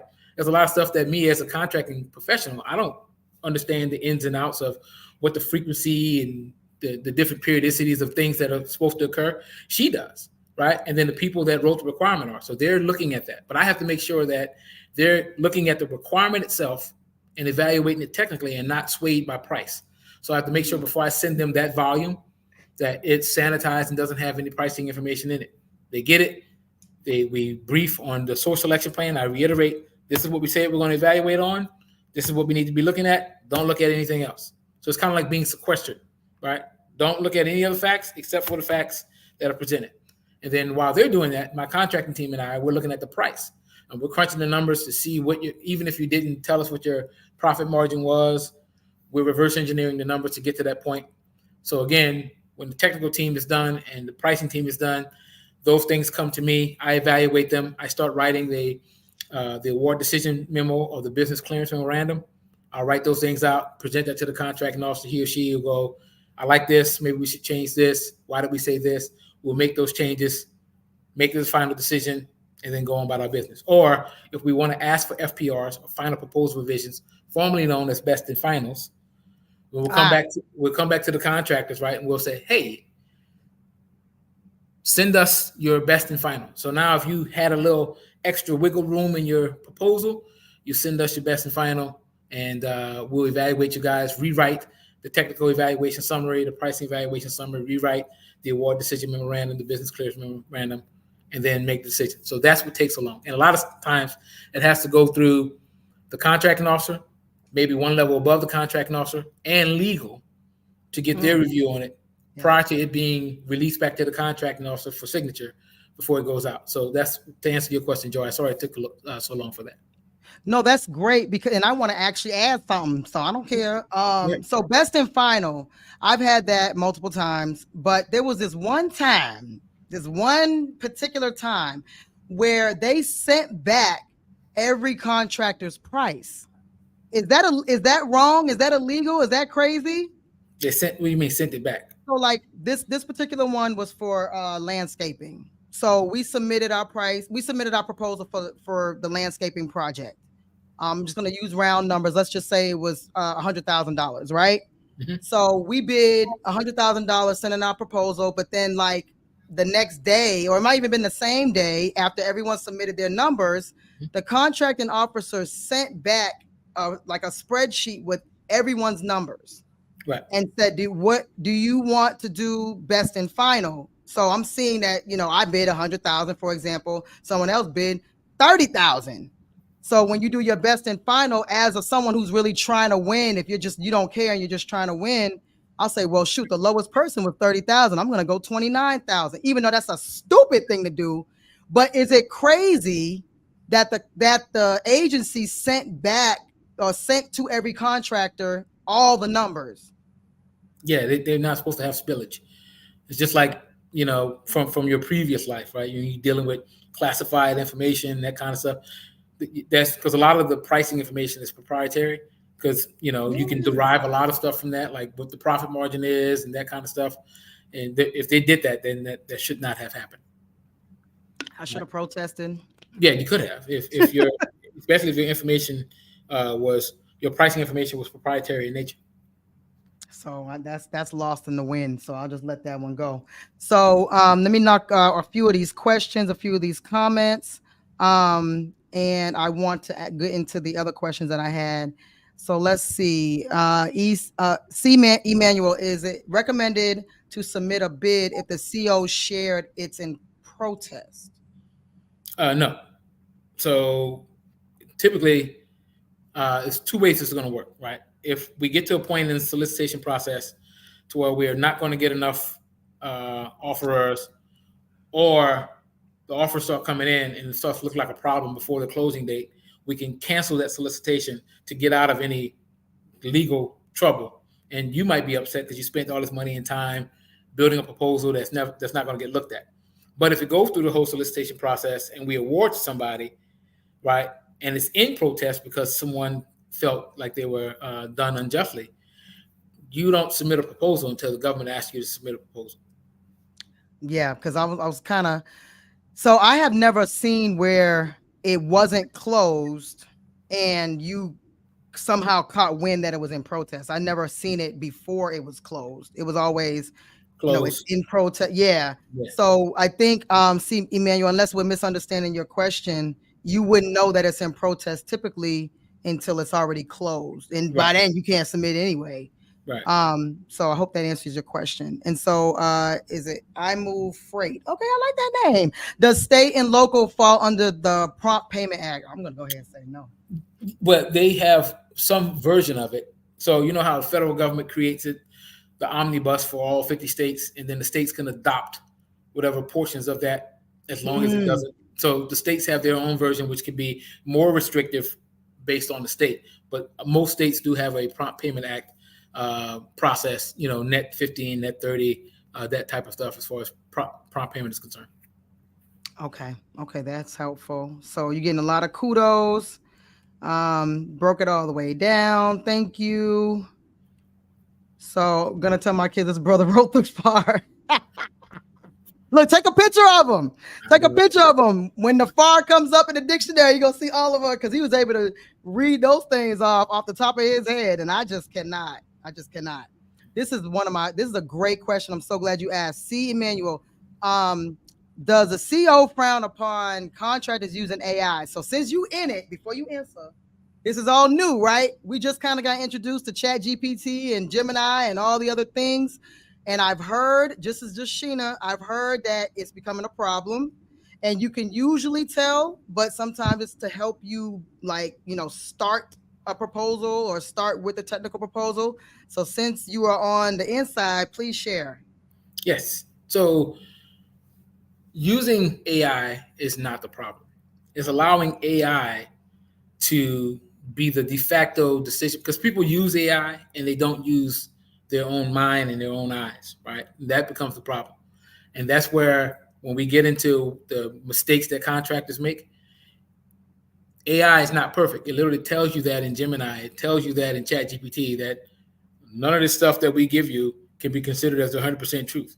And that's because it can, right? Because there's a limited source, it has limited access to other databases and the like. And it doesn't have the know-how to pay attention to every single thing. To Sheena's point, it can help you scaffold and frame what a proposal should look like, and even give you some tips on how to word things. That's it. It is your job. It is your job to do the work for the work that you're trying to win. And I cannot stress that enough. It is your job to do the work for the work you're trying to win. Because what happens if the part of the solicitation process is oral presentations and you let AI write your proposal? Ooh. What do you say then? Right? When they bring you in and you're like, well, ChatGPT wrote this for me. Okay, well, tell us what you wrote. Now you stuck. You don't know what the hell to say, and Exactly. you definitely don't want that. And so I want to get right into that. So in addition to the mistakes that new contractors can make, if you can add to that some of the things you've seen where it's like, okay, what the hell, like what's going on, like why are they even, they shouldn't even be able to walk this earth because they messed up so bad. Maybe not that bad, but like the mistakes that you've seen and some mistakes that people can avoid. Well, some of the things are, again, lack of attention to detail.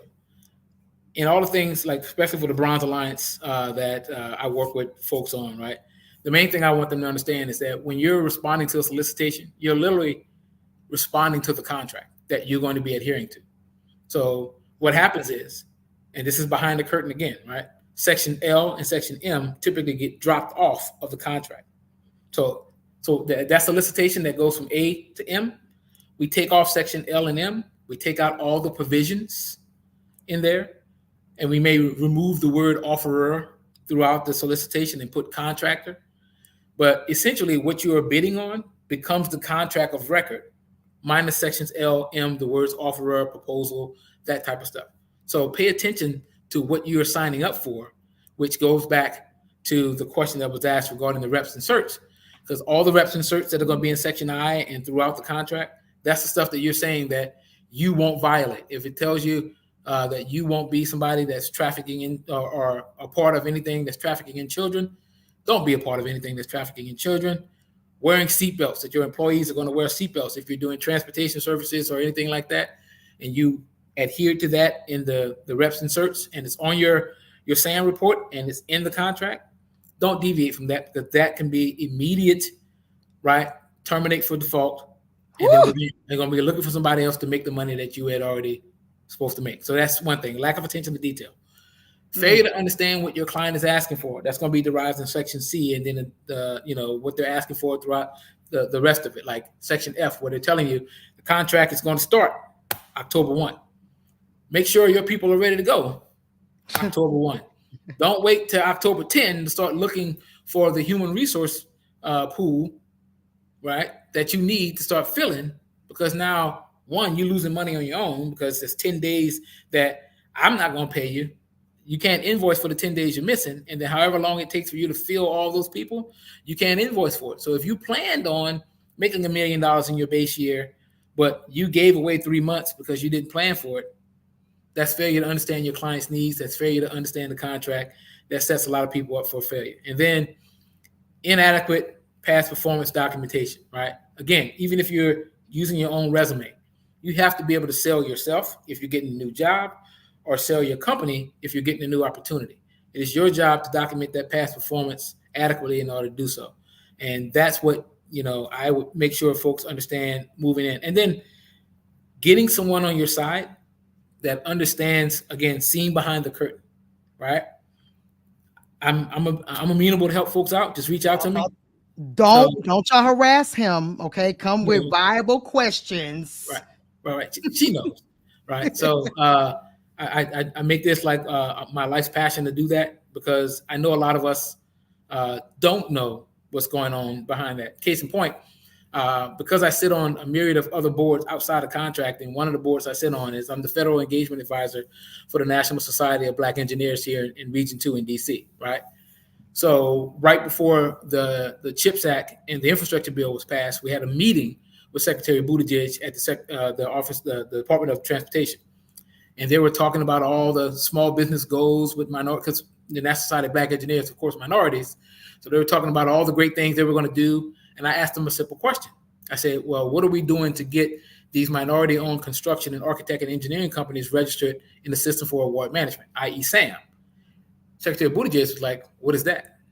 Ooh. Well, and I was like, well, sir, in order for a contracting professional like me, when we get to either the solicitation phase or the award phase, I have to pull up that person's SAM in order to legally award to them. If they're not registered in that system, what do we do? And a lot of minority companies don't know to do that. So they did a rapid partnership from that conversation with the Small Business Administration.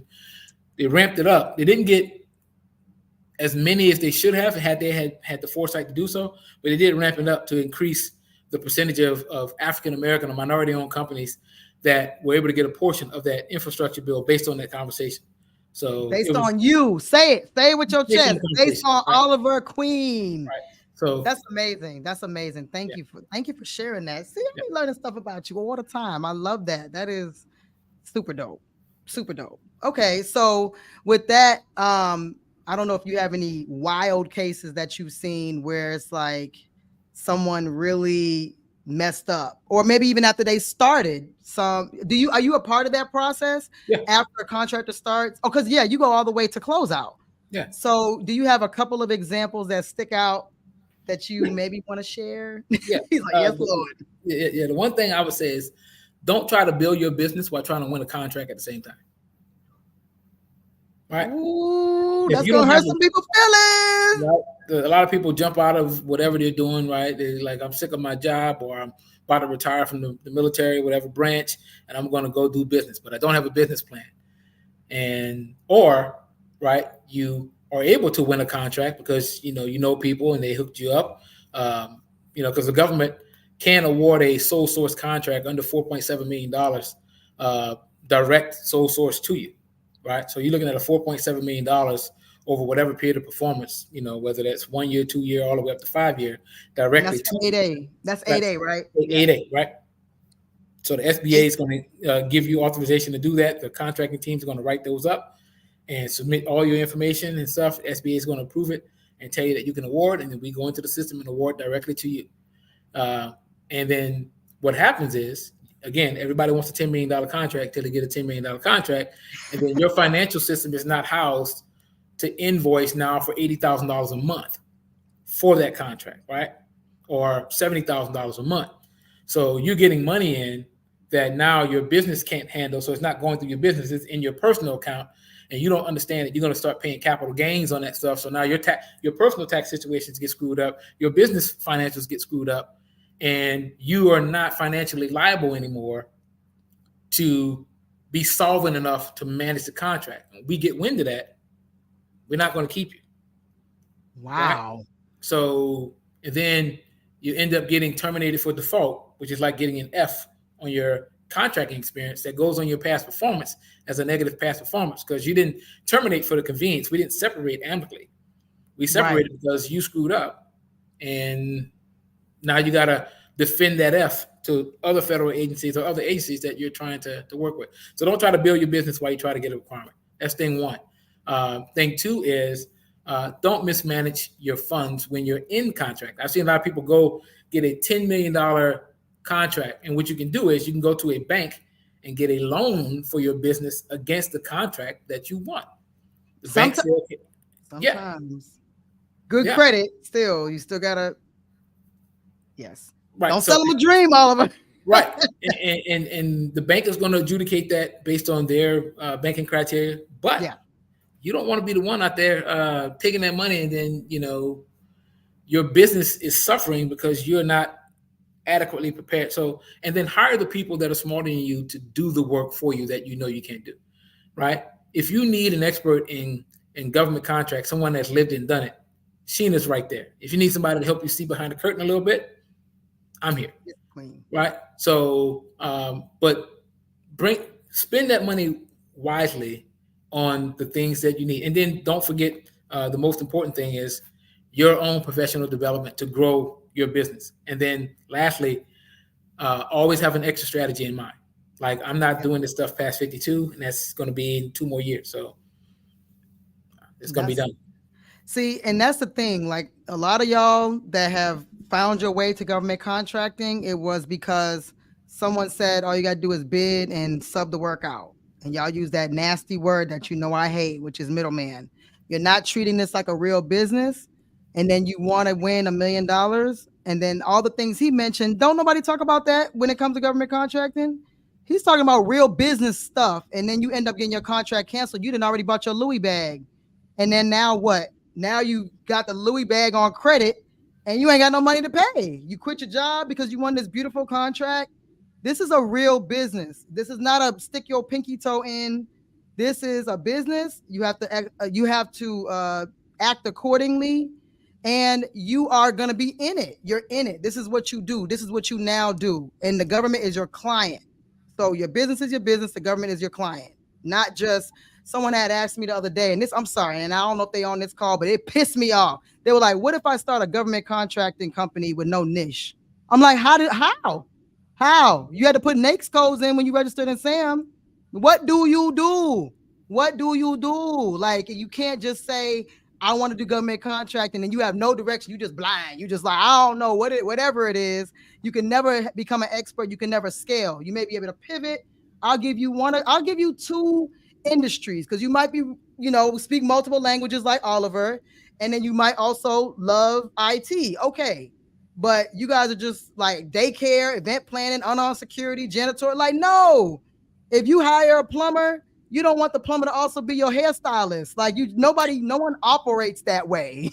No one operates that way in real life, and the government show don't, right? Okay. I got off my soapbox. So let me scroll back up because y'all can be having me hot. I got to get this out now so those things they won't be in the comments saying this stuff. So this is actually a question that I kind of I'm not sure if you know, but I don't know if this is specifically what Lisa Lang is asking, but I've seen it and I wanted to know about it as well. So she's asking, how do you negotiate a real estate deal with the federal government? Now, my question is, go ahead. I'm gonna add this, and you just add this to your answer. People are saying that you can do leasing without owning the property, and I'm like, I don't know how the hell you do that. Yep. But go ahead and answer. Yeah, so leasing is a big thing right now, specifically in the DMV. Just to give you guys an example, right? Right now, a lot of federal agencies were being lobbied hard post-COVID to bring the workforce back because a lot of the federal agencies are in buildings that got a Starbucks at the bottom or some little bake shop or whatever, and the bake shops are losing money because the foot traffic that they had calculated pre-COVID is no longer there because of the amount of remote work. Well, the government tried that. Most agencies are trying to bring everybody back or some hybrid to get the foot traffic back so these companies can thrive, or they're threatening to terminate the lease of the building. And now the government's got to go find another building, which now the lease rates are higher. So if you're a part of the leasing of commercial real estate, right? Because the government doesn't own these buildings, it's commercial. And if you can take on the burden of like Franklin Court, they own the Franklin Court building, or Legg Mason, they own the Legg Mason building, but they use a third-party leasing service to help them do all the leasing contracts for them. They just, own the building and all the building stuff. But if you can handle the lease contract aspect of it, that's how you become a third party with the federal government to negotiate the lease. It's not just federal government, like the place where the City Club of Washington, D.C. is. Facebook is also in there. Several federal agencies are in there. So you're not just negotiating with the federal government, you're negotiating with all the folks that are in there. And if you can do the federal government as one line item and then the other companies as another, then you can set yourself up pretty good. That's if you know what you're doing, right? Right. Well, if you know leasing, if that's your niche, right, commercial real estate leasing, then you're already on your way. Now, if you just do residential, then that's a whole nother skill set that you need to acquire prior to going into that stuff, right? So, or if you're in architect and engineering, where the military or the DoD or the federal government, they're building new buildings, and you know an architect and engineering firm, and you want to be able to negotiate the contracts to get that built, then that's another way. So it's leasing or the buying or renovation of new buildings is the way to go in real estate. If that answers your question. Wow. Well, it answered my question. I hope it answered yours, Lisa, because there are some people who are not, they're not in real estate. They just heard that you can do leasing. And I'm like, I'm not really sure, but you just explained it. So, but you have to know what you're doing, because to your point, you mentioned, and not just the federal government, you're not just getting one, one agency in, a flat where they're just going into this storefront. You're talking about multiple tenants. So are you going to be able to go up to the whoever's in charge of the Facebook suite and negotiate with them? That's something that you might say, well, I worked for the federal government, or I was a soldier, so that's comfortable for me.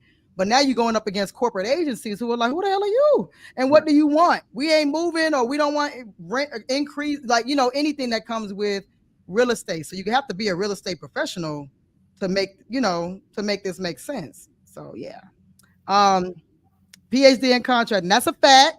That's a fact. The Nightway says, speaking on that, does that language get documented to be seen if you do get an F on your past performance? Yes. For other it's in a system called PEEPers, the Past Performance Information Retrieval System.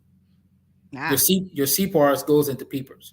And then the contracting professionals review PEEPers on any potential offeror or potential awardee prior to award, to see if we make sure we captured all that past performance. Got it. And that's like the same as CPARS, or is that like a cousin? So your CPARS is the actual report card, but the report card goes into a report card system that everybody can receive, right? So if I get an F, you from the Department of Interior, you can go see that at the Department of Treasury, that I got an F at the Department of Interior using that system. Okay, got it. Okay, so we got a couple of more questions I want to ask. So you already shared about your background, but like now, everybody's excited because they want to make $1.1 million per client as well. So what is, let's say is Sheena, right? I don't do this. I don't do that aspect of it, right? I can teach about what I've gone through, what I do from a business standpoint. You have certifications, you have, the education. So if somebody was like, you know what, I just want to start this, what is their first step to do consulting? Yeah, right. Do consulting. Is it acquisition consulting or just consulting in general? To do exactly what you do. Okay, to do exactly what I do, right, is a bit more formal, right? Okay. So you have to be willing to start at the bottom to learn the contracting, because the thing that people want is that you can walk into an organization, regardless of what that organization does, but you understand the acquisition lifecycle process. You understand that from an idea of, shoot, we need more laptops, to actually getting the new laptops, but the iteration of how many laptops do we need? What are the capabilities of them? When do we need them by? How much can we spend? All that stuff happens in between, right? Starting from the idea of we need new laptops to getting new laptops, getting them delivered. And do we need more laptops? And how do we build a contract where if we get 100 laptops for the first 30 days, but we need 500, how can we get the other 500? Because again, you have to understand the process too, right? The laptops are going to come in. The organization may not have storage room for all the new laptops. Plus, every time a laptop comes in, the warranty starts. So if you don't have the capability to image the laptop and get it out to the people, you don't want 400 extra laptops sitting around with warranties that are going to be starting and you don't get to them for 5-6 months down the road. Right. So, that's why you want you want to be able to understand that process. That's why starting as a procurement analyst, or starting as a contract specialist or a contracting intern. Those are the things where you can start out at to get into the acquisition process, so they can pay for you to get all these DIWEA and FACC certifications, and you can market yourself. They're paying for it. It's part of your maturation process. And then once you build yourself up, then you can branch away and, work alongside me. I can show you the ropes, and then off to the races you go. Work alongside you for compensation. Right. Okay. Just making sure.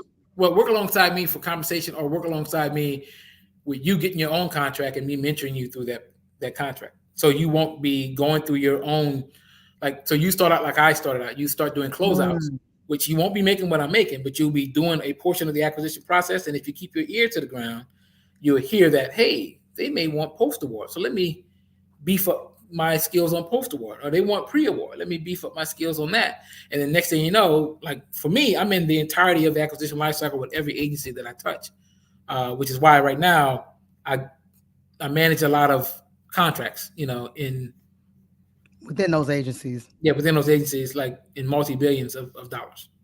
So I don't think, say that with your whole chest. Yes, look. So I don't think y'all heard that. He basically said he'll work with you to get a contract to do exactly what he's doing.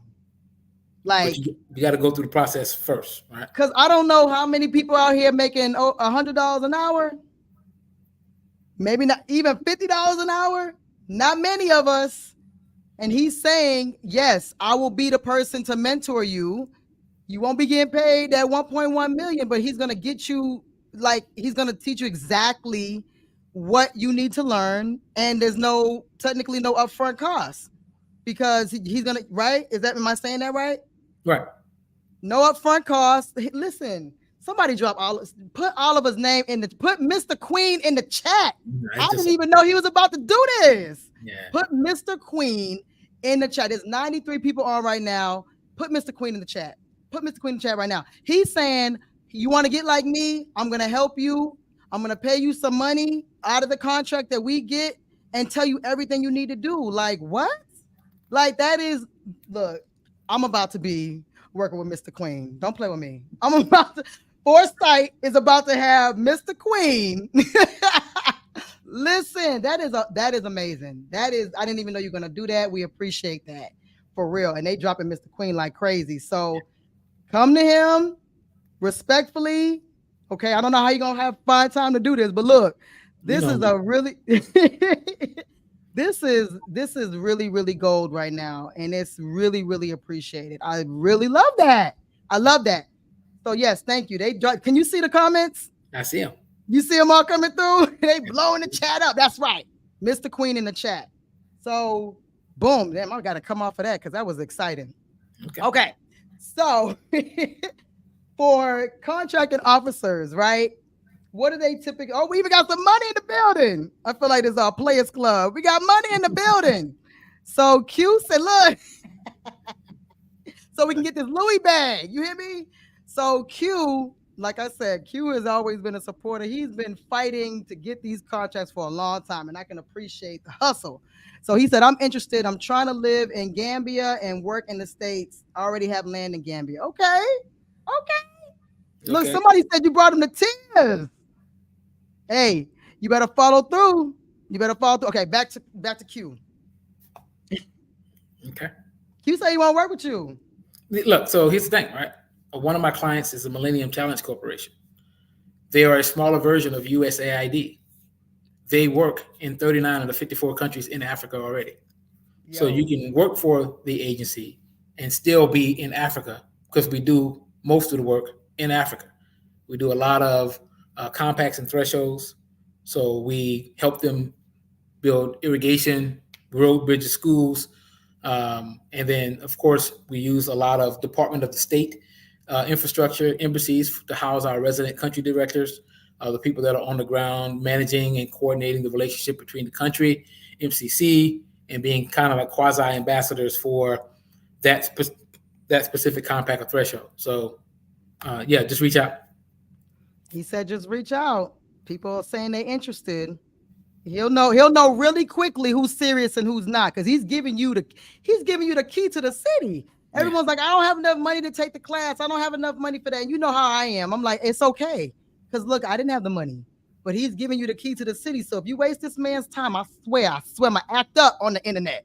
I'm going to act up because he's going to come and tell me. Well, I'm going to ask him to tell me. He probably ain't going to tell me, but I'm going to try to get the answer out. Okay. Twist it out, man. Twist his arm. So, okay, cool. So for contracting officers, what is something that they look for? Like, I know you're looking for the accuracy of the proposal, but is there anything like special sauce? Like, does it need to be pretty aesthetically pleasing, like numbered proposal? Like, what makes it someone stand out? It's indicative of the contracting officer that's evaluating it. But I guess if you want to keep it a generalized thing, make sure that you're not just repeating the language from the solicitation in your proposal, right? That you actually are saying, like when you're talking about your corporate capabilities, right, that you're actually doing something that actually would differentiate you from the competition. What I normally do, I normally offer what I call the hidden deliverable, right? So what is that? Well, I know that if I'm hired for a pre-award, that they may just only want me to focus on everything from the market research to the source selection. But because I understand the acquisition lifecycle, I'm going to make recommendations and suggestions in post-award if we award this thing that's going to help them manage the post-award section, even though that's not a section that I'm going to be dealing with. So I'm giving them free game, right? And what the free game does is they go, wow, that's great. Would you mind helping us with post-award? I sure would. How much more are we going to negotiate this hourly rate for? And then, because that becomes a scope change. So now that goes from just doing pre-award to post-award. Do you have any experience with closeout? Why, yes, I do. And then that's become, that becomes the expansive process to go from one thing to the get my toe in the door and then busting my whole foot through. So that's the way that works. So if someone go ahead. No, I'm saying that's what contracting officers look for, right? How can you give them something extra without them asking for something extra? And even if you price it in, right, make it seem like you're giving it to them for free. It's like if you go to Starbucks and they know that they're giving away donuts anyway, but they give you a coffee, you pay for your coffee and they give you a donut, what's the likelihood that you're going to go back to that Starbucks again? That's right. So no, I love that. Yeah, above. So it's like, because in my industry, it's usually lowest bidder. So we do often share extra stuff. Now, sometimes it's very clear, don't give us nothing extra. We don't want to see nothing extra. But that's where being an expert in your field really makes a difference. I know that they did not include vacuuming. And I'm like, well, there's 100,000 square foot of carpet in this building. Like, we would love to add vacuuming, however that needs to be structured, however the verbiage needs to be. He's saying that if you add something that maybe they missed, because again, you got, like he said, you got two separate rooms, you got the contracting officer group gang over here, you got the technical gang over here, and that person may be their second day at work. Yeah, they work for this particular department, but maybe they don't know for sure. And especially in certain industries where they have no idea or it's new or something like that, they may not know all the intricate details from like, this is how we start, how we launch this contract, all the way through. They may not have an Oliver who got the foresight of everything, all the way through, the end of the day activities. So there may be something like a roster that needs to be kept. Because I've seen these things come after, it's like, oh, shoot, we need a sign-in sheet. But if you're including like a quality control in your proposal, it's like, oh, shoot, that actually won me a contract, adding a quality control plan. Yeah. So stuff like that is what he means, like adding extra, but it's like we're also showing that we know what we're talking about. And you're giving them something for free, but really probably could have been in there anyway, or whatever the case. So he's letting you know this is what contracting officers are looking for. Are they looking for it to be, beautifully colored? Not necessarily. They're looking for it. How can I get more for less, essentially? Or right? Get what we're asking for and then some. What we're asking for. Ooh, y'all showing out. Shout out to Casino. He said this is worth millions. Look, I'm gonna be real right now as it stands, and I'm just gonna say it because I'm transparent. This is the most I've ever had on my live. So that means, you know what that means, Oliver, Mr. Queen? That means people are sharing it. That means that they were like, yo, you got to get on this because this is beyond gold. And I already knew it was going to be, you know what I'm saying? And I know you're so humble and you're like, Sheena, please stop because I'm blushing. I'm blushing. But this is beyond gold. And again, shout out to Casino. Thank you so much. I appreciate it. But this is like what you all usually ask. And maybe you didn't even know you needed to ask. But I think you've covered like everything, pretty much everything. And you're giving your assist, like you're getting people to the goal. And that's what is needed. That is what a lot of people are missing. They're like, oh, I don't know how to start. I don't know how to do it. Boom. He's telling you, I'm gonna help you start, and you're gonna get paid in the process. Right? Yeah. So the best way to reach out to you is through LinkedIn and email, right? LinkedIn and email. So just you have the email and the LinkedIn. They didn't already found you, so I ain't. I'll drop the email in the description, but they didn't already found you on LinkedIn. You got 15 billion LinkedIn messages, I'm sure. By the time you get to it, you got stuff to do after this. So don't look at it tonight. Look at it when you get some time to breathe. So he gonna respond. So don't be hitting him up like 15 times. Yeah, but I got the PhD after this. So that's what. Look, and he's still willing to help with his 5 laptops. Okay, throughout the day, he got a family. Okay, you got a dog, and he's working on his PhD. And he's like, I'm still gonna help y'all. Y'all better put some respect on Mr. Queen's name and put Mr. Queen in the chat again. And anybody who don't put Mr. Queen and they reach out to you, tell me. You better put Mr. Queen in the chat if you try to work with him, okay? So Crypto Castle says, shout out to Casino. Okay, yes. I actually kind of got started with this because of Casino. So shout out to Casino for real.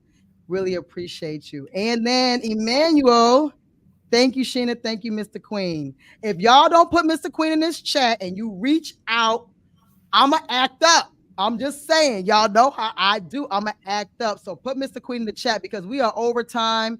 Last call for questions. This has been absolutely phenomenal. You are the bomb.com. You already know how I feel about everything that you do because you're the bomb and we love you for real. Like you give so much to the world and it's so appreciated, you know, even beyond this, beyond government contracting. You just always see him with a bunch of businesses like do right, and then you know you might get a couple of them and they're like, okay, I'm gonna do right, and the rest just go and do what they do. And he's still every time is like, I still want to help. So it's just so appreciated. And we got some more of that. Yeah, you fuss with me all the time. I'm like, leave them alone. If they want to do it, they're gonna do it. But he's still gonna say, you know what? Maybe if I can, maybe the 17th time, maybe they'll listen. He's really serious about that. So thank you so much, Serenity. As a triple O4. Thank you so much for the super chat.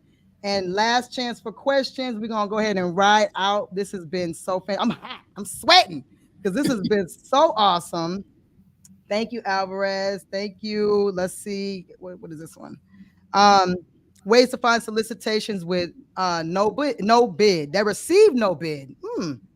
That's an interesting one. Most of those will be canceled if they receive no bid, or they'll be canceled, reevaluated, and then resolicited. So they'll come back out as a new solicitation, more than likely. And I will even go on to say if there's not enough competition. What's that? Competition.